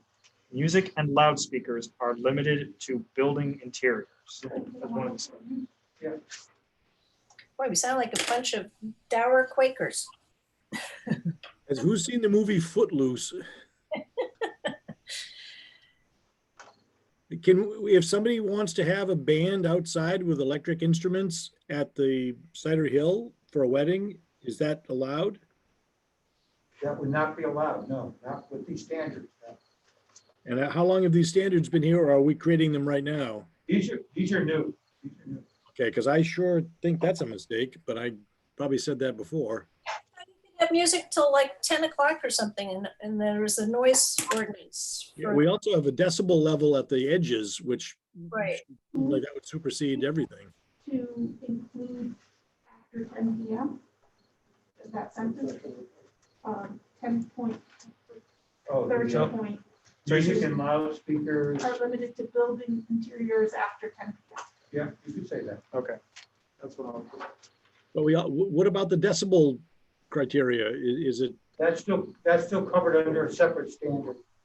right, but is it either or both, or, It's both. It would be both. okay, so if it was really quiet and it was 10:13, you can't have it? Yep. Or if it was quite loud at, Part of the discussion that went on about this was that the amount of pushback we get from the public from these activities, particularly on traffic and also the noise. and we've gotten a lot of pushback for the number of weddings we've had? And that's been our experience in other towns too. Okay, Till 9 PM or 10 PM or something, Yeah, that was. once a month. I was just saying if you use the, oh gosh, no, I've lost it. Music and Oh, loudspeakers. music and loudspeakers are limited to building interiors after 10 PM.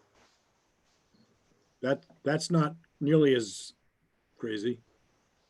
Was that more acceptable to everyone?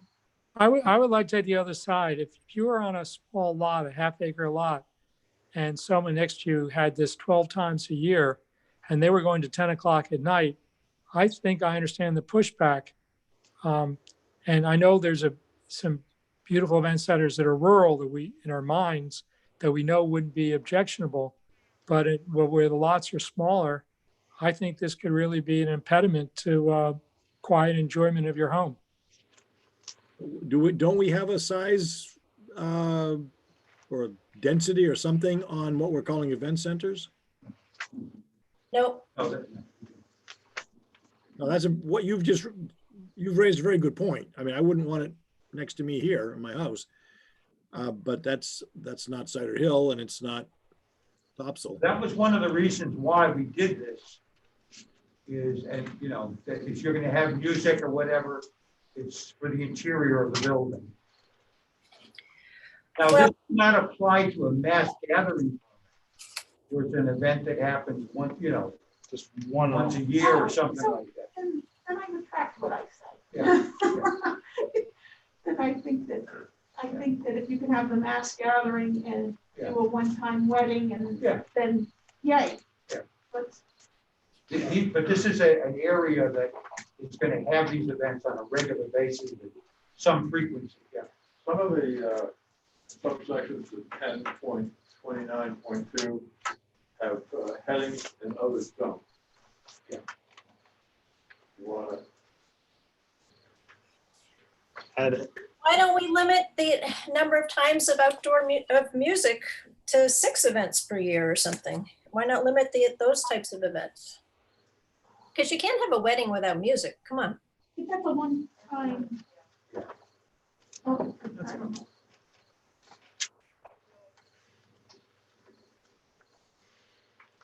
I mean, a person, individual wedding, yeah, that's gonna be a Yeah, one-off, yeah. but I think, but then you have like not Cider Hill, Tops of Tops of Farm, where they're gonna have a wedding like every weekend.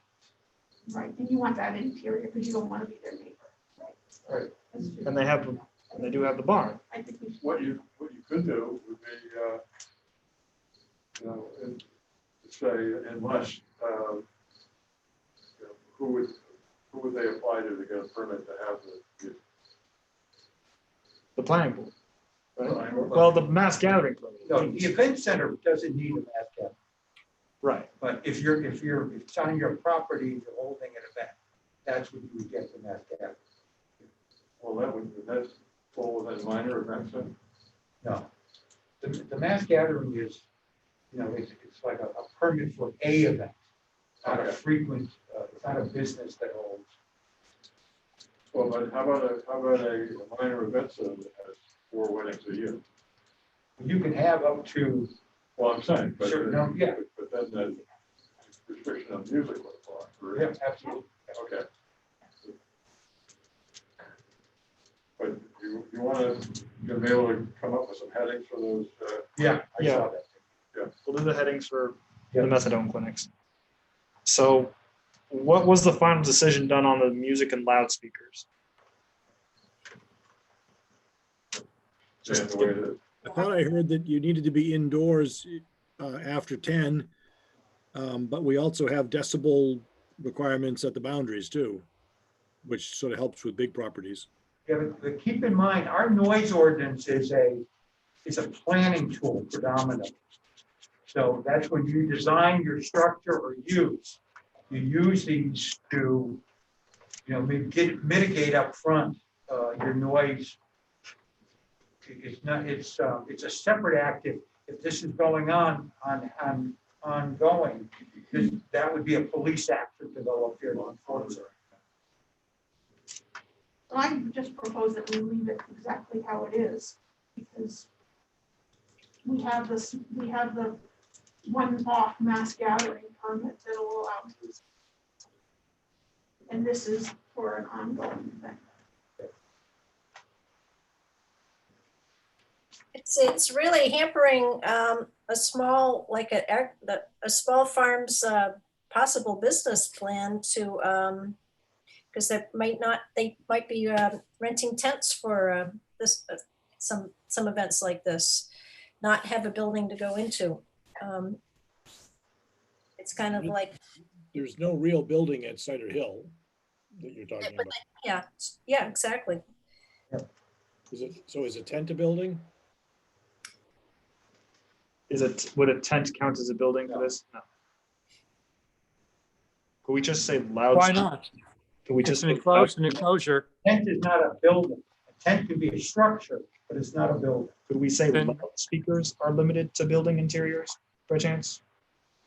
Just take the music out of it, just in case like someone wants to play like Park music. a harp or something outside. Yeah. Yeah, that might make sense. Amplified music. Amplified music, but still, I mean, Amplified music and loudspeakers are limited to building interiors.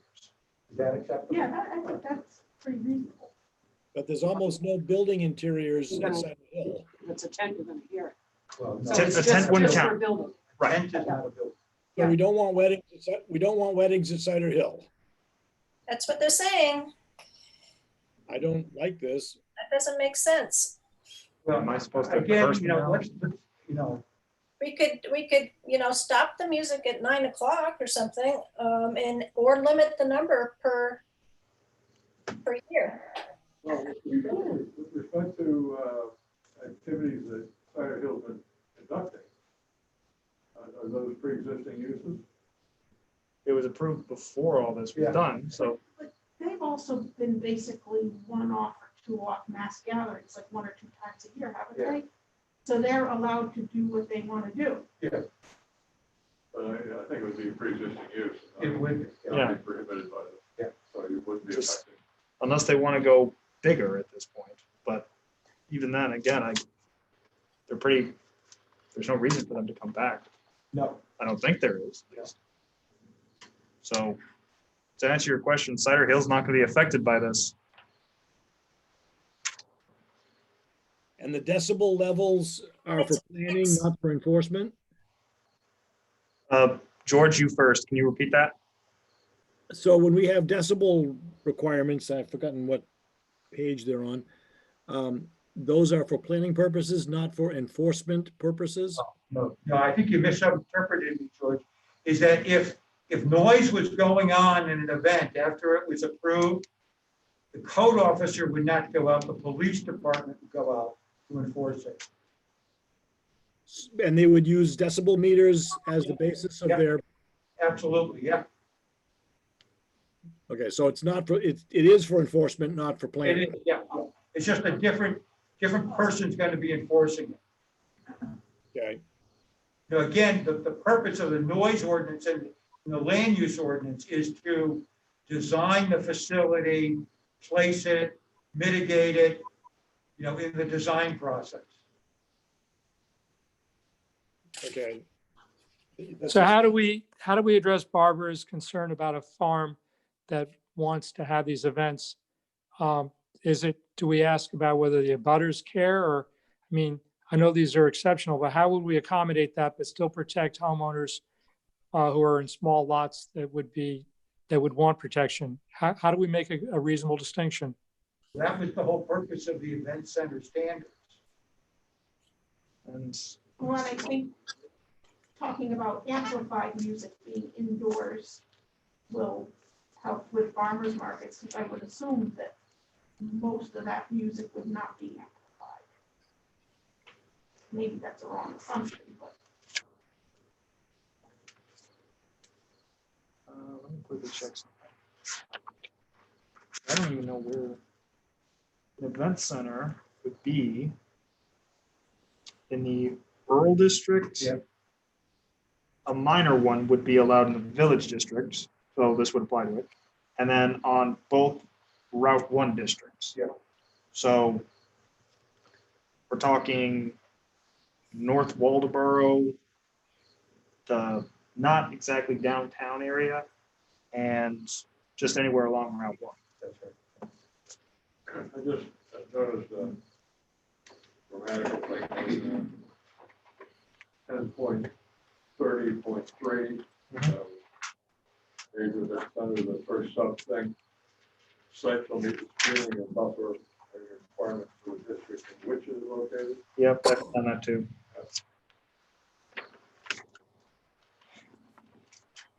I just think it's unfair to expect a farmer wants to do this as a side thing to have to build a building, to have the expense of a building right, at the beginning of things. Yeah, if you're going to create traffic and noise, you're going to have to meet these standards. Yeah, absolutely.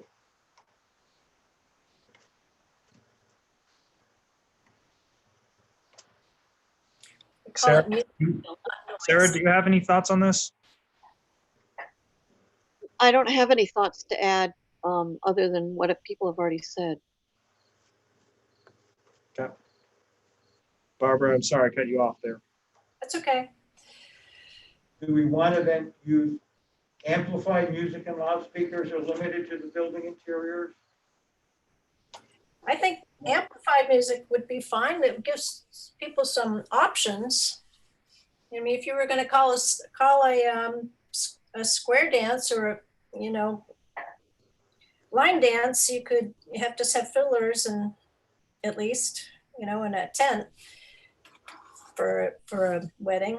I just think you got to give people some music options for events. has this been an issue at any point?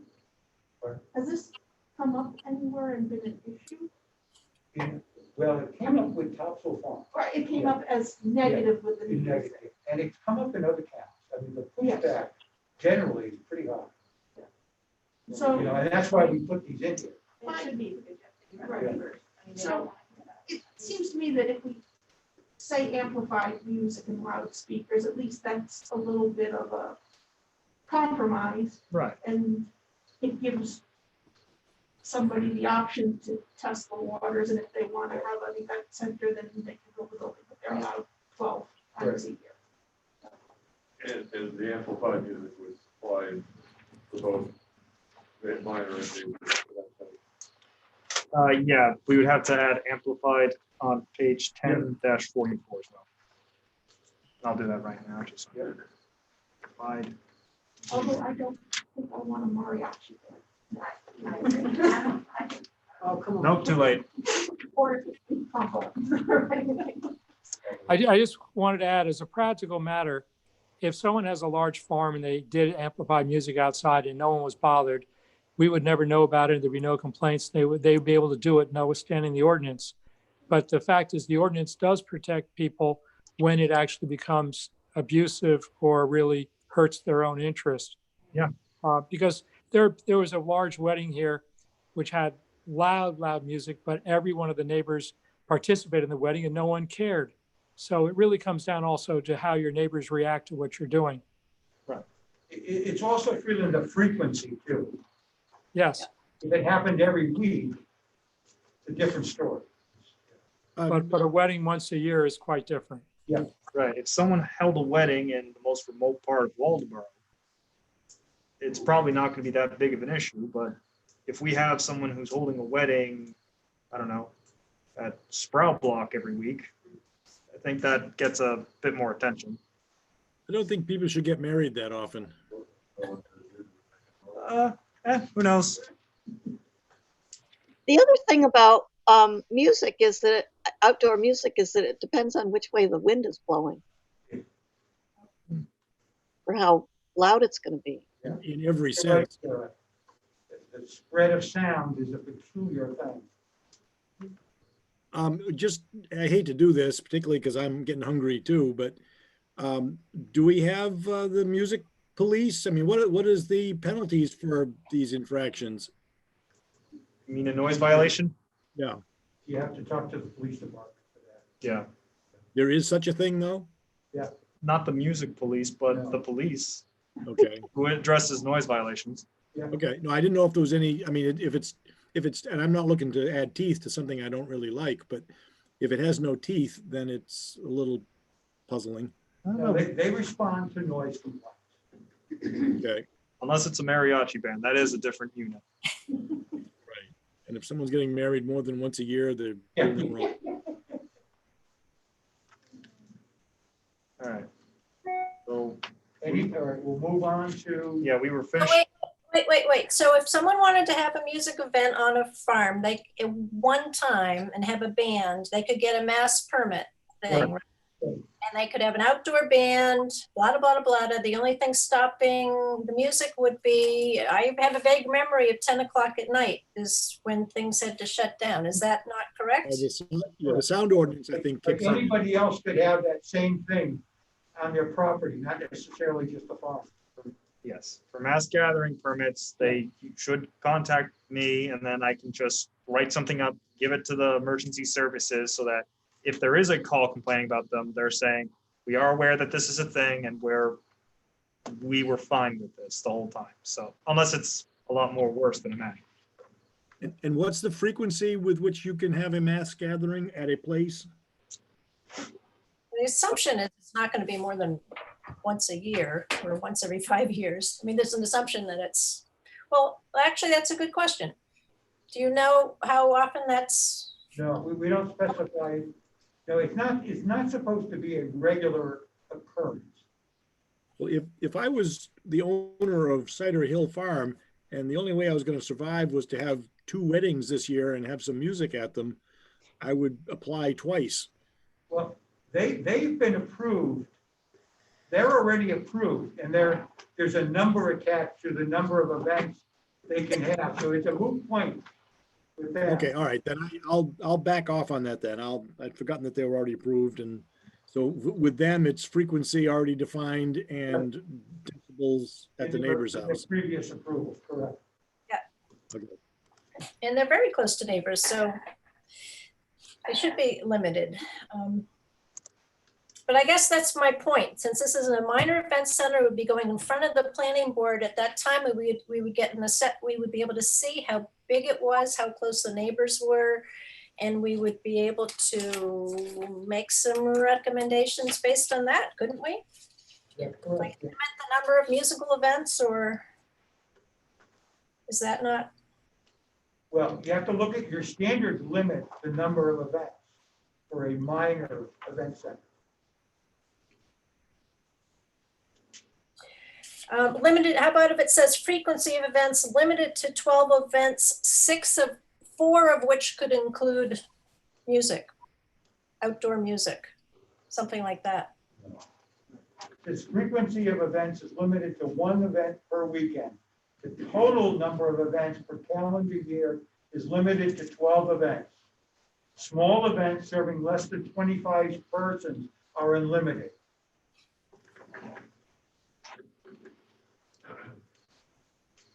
But don't plug your guitar in.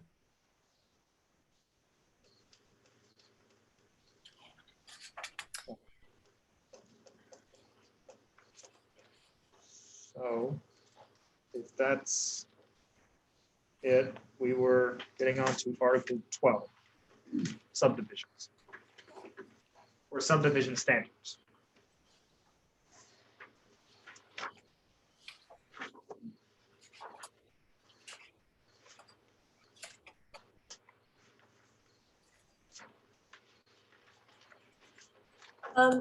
I actually have to go. I apologize, but I don't have any markers on these pages anyway. I didn't get to it. But we didn't change 13 or 14 at all. I think the only thing after subdivisions, I think the only thing left is the definition section. Right. Okay, now if I send you some comments, Bill and Max, on definitions, is that acceptable, or are we supposed to be wrapping everything up tonight? Margaret, take him up at the planning board meeting. Yeah, if you and Sarah have any notes that you have to leave now, but didn't get a chance to do, we're going to be talking about it on Wednesday anyways. Great, all right, thank you, everybody. Thank I you. think I'm going to check out as well. I'm half the time I can't hear anyway. So thank you, everybody. So George is getting off as well. George is George leaving is as well. leaving. All right. All right, anything on subdivision standards?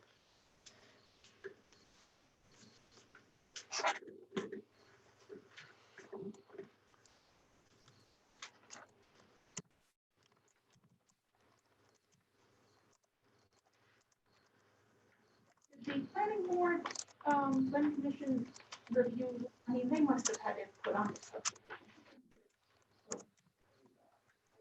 This is pretty low. That's what I thought.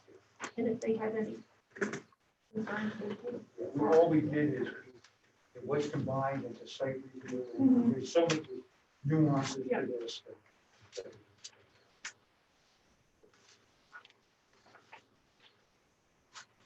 So was there nothing for articles, well, I guess 12 through 14? We have one thing that's on page 12:9, the very top little paragraph here. And it seems to, I'm not sure what it was supposed to be. The second line says 2 full-size copies of maps and plans and 9 dashed applications. Yeah. So that should go, I guess. Yeah. Um,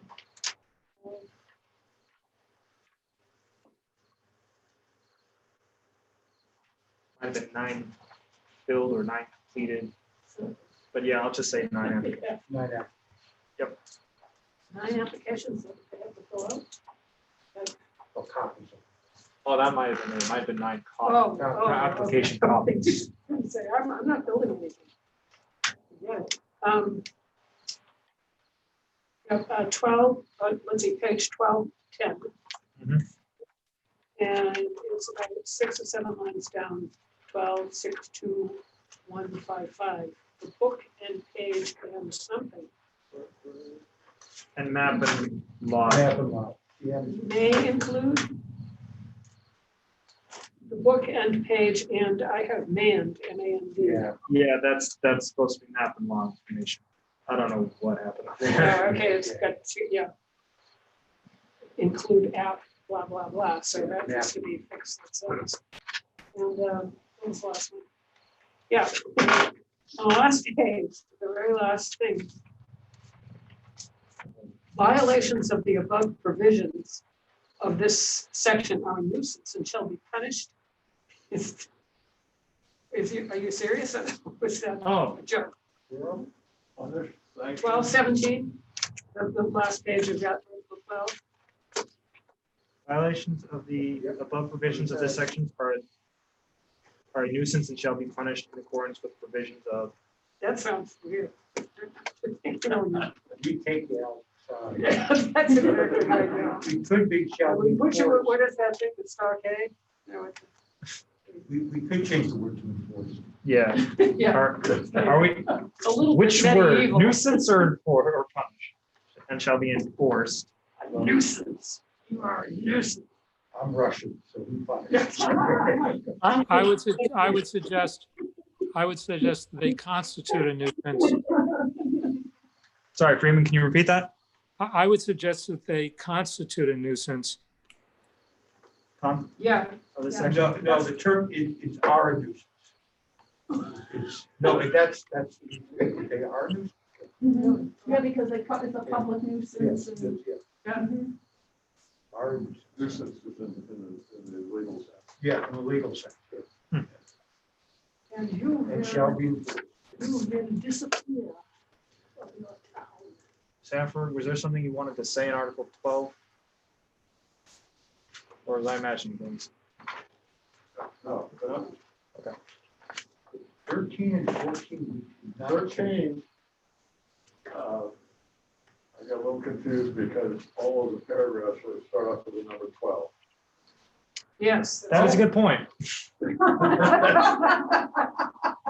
And then you make- You know, after you've read 50 pages of this, that's really difficult. And some cross references will have to be changed also.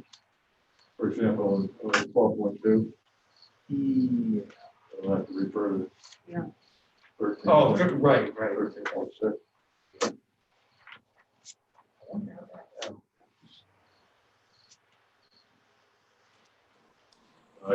I don't know, we had to get this out before Labor Day, and I think that, Well, no, this is, Hannah, you might have, no, I think this was one of the ones that I was supposed to Oh. go over. It's all your fault, Max. Yeah, it always is. Completely your fault. It always is. yeah, there's a Give you a couple big of, shoulder. And 12.4.3, there's no heading. On the propane tank.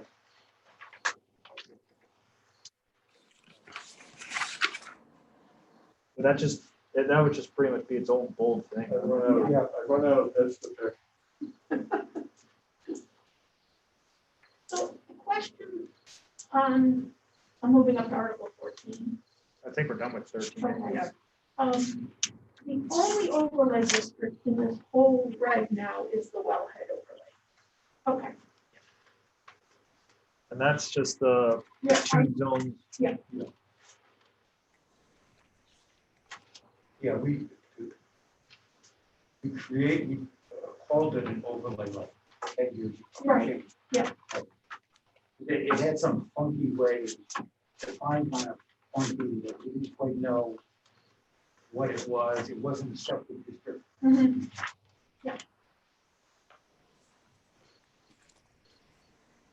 We very rarely use. Oh, I had to use I think we only use this recently for Yeah. American Unagi going up there. Nope, I had to come to a public hearing for the wellhead, Oh, really? for my camp in Fletcher. In Oh, the right. pond, to All put right. a camp up there. All right. Oh, right. Oh, wait, that's a water resource district, that wasn't wellhead, Yeah. that was water resource. Yeah, no, this is mostly anything that's happening near the industrial park. We're there. Yeah. Mine was a water resource. Wells. Then definitions. Are we on, did we do 14? Did you have anything for 14? Yeah, I just had a couple. Okay. On page 14.2, the top paragraph there says, provided that, one, with the parenthesis, Mhm. the applicant demonstrates. And then as you go down, it says, There's no two. or, and that, a new system. So I believe the two with the paren should go after the word or, two, and a new system will be installed. And you've also got rules twice. See, and that's got a parenthesis, so something was screwed there. I think that was supposed to be, so we don't say main subsurface wastewater disposal rules again. And whenever we have rules with a capital R in that paragraph, that's just referring to those same rules. Oh, Like, for example, the next, Yeah. like later in that sentence, it says, or that a new system will be installed in compliance with the state law and said main subsurface wastewater disposal rules. Yeah. Like, suppose that's the only one that does, so we could probably just get rid of rules and make it a lowercase on over there. Yeah, that makes Well, sense. But what you're really doing is a legal thing. You're saying hereinafter referred to as rules. That's correct. So I would keep it as capital Yeah. because that's what you're doing. Right?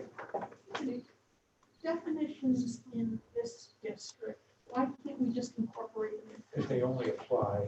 But Do we care? Yes, some of them we do. Okay. Yeah. They have a technical Page definition. one, Because it's the, for definitions, yep, the Oh. headline needs to be split. You may have already done some of that. wellhead over, oh, you mean, See, give it's, it more of a, yeah.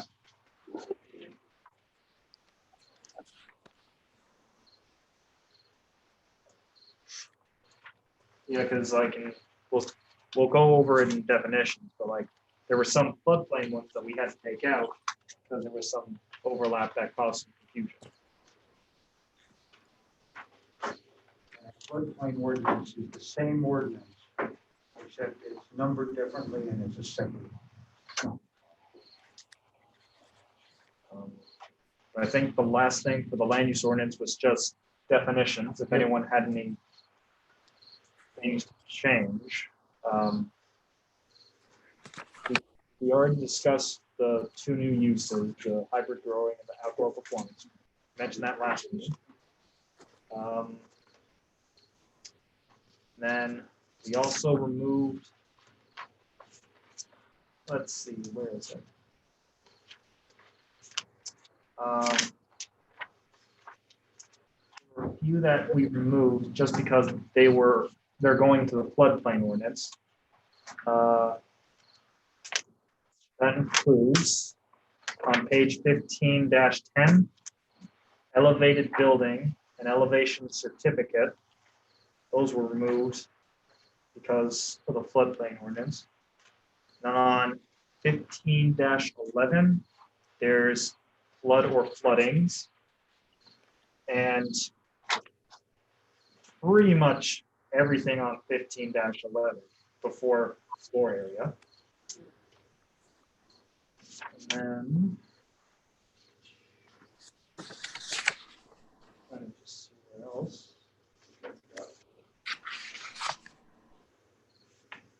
On 15-19, lowest floor was also removed, the floodplain.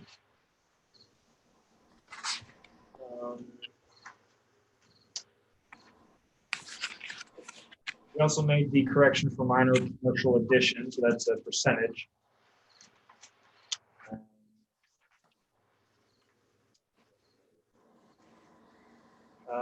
Page 15-22 took out national NGVD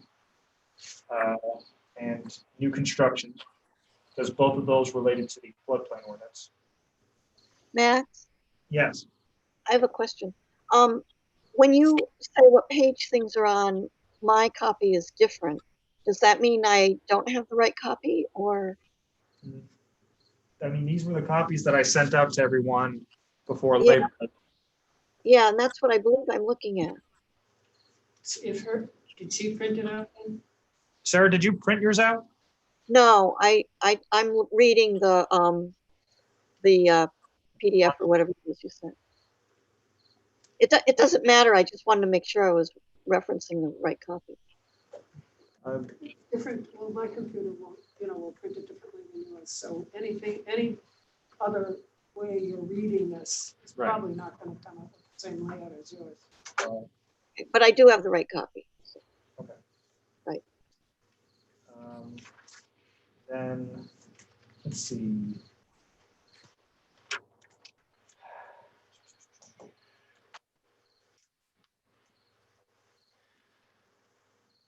And then this isn't floodplain related, but on 15-27,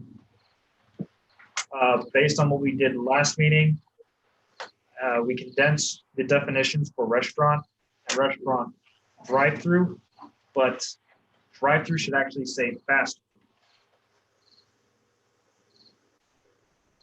So that's just a note, cross out drive-through, make that fast food instead.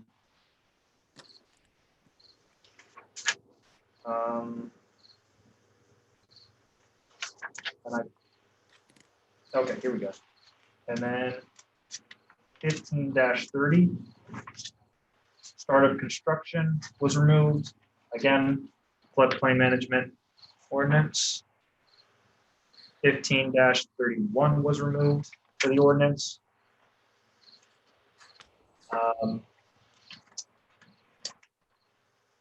15-32, substantial alteration, substantial damage, and substantial improvement were removed. Bill, was substantial start also supposed to be removed from the floodplain, from the, Yeah, it should be, okay, but you can, I mean, just, we don't use it at all in the ordinance, but okay. I'll mark to remove it. yeah.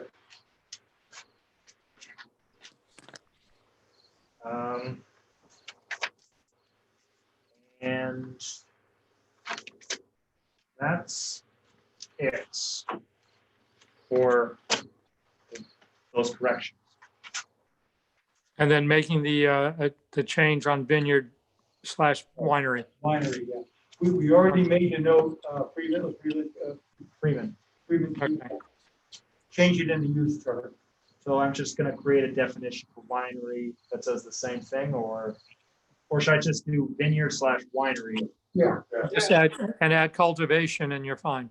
And we made the change in the use chart. Could I make a broader comment? This is on the way to becoming municipal law. Is that correct? Right.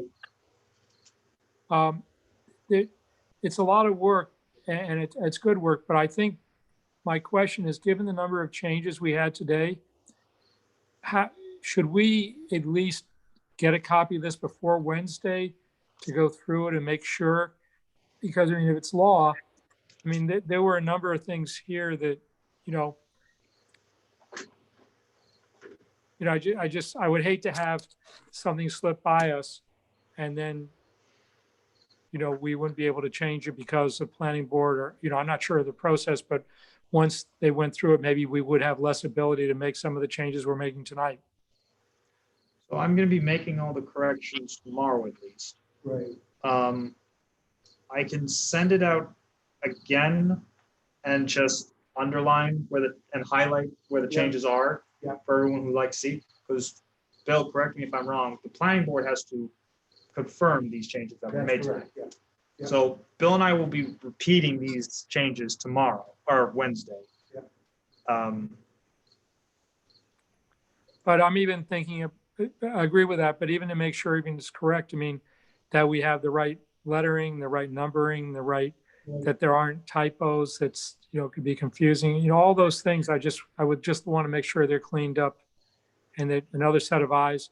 I was really impressed by some of the comments. People have read this very closely. And I would just love to have another chance to make sure that we didn't miss anything. The select board's not allowed to make last minute amendments. They could change it if they wanted. So, I have a question. So Wednesday is the public hearing on this? correct. So if the public shows up and they say, I hate this section here and I propose this change. Planning board could propose that change. So all those, and then what happens? I mean, like Freeman says, we have all these changes. How does, We have to present the changes to the board. This is what the land. the selectmen? Yeah, So to the planning board. To the- And they would Recommended to the select recommend board. the final document. And then, once it goes to the select board, there's no more public hearing. That's correct. Okay. And it can be adopted by the select board with the changes that the That's planning correct. board. Right. It'll Okay. be adopted, well, not adopted, but But it'll be approved for the warrant. Right. That's what I meant. And Okay. Clerical items, they can just say, I mean, yeah, Yeah. there's minor typos and stuff like that we can make, but it's not, but adding a brand new section, for example, can't do that. But the select board says, well, that's supposed to say map instead of we could change like where the table is broken up. Right. We Yeah. could change, format. a lot of We the. can't make any substantive change. Can you clarify, we're, there's going to be another meeting on Wednesday, and that's at 5, you said? 5 p.m.? That's 6 PM and that's the 6 planning board. And that is something that the planning board will need a quorum for. And we do invite land use committee members to attend so that if there are questions, like planning board members saying, well, why wasn't this discussed as much? We do have land use committee members who are there to say, well, we did talk about it and this is what we were thinking. And there's no public there?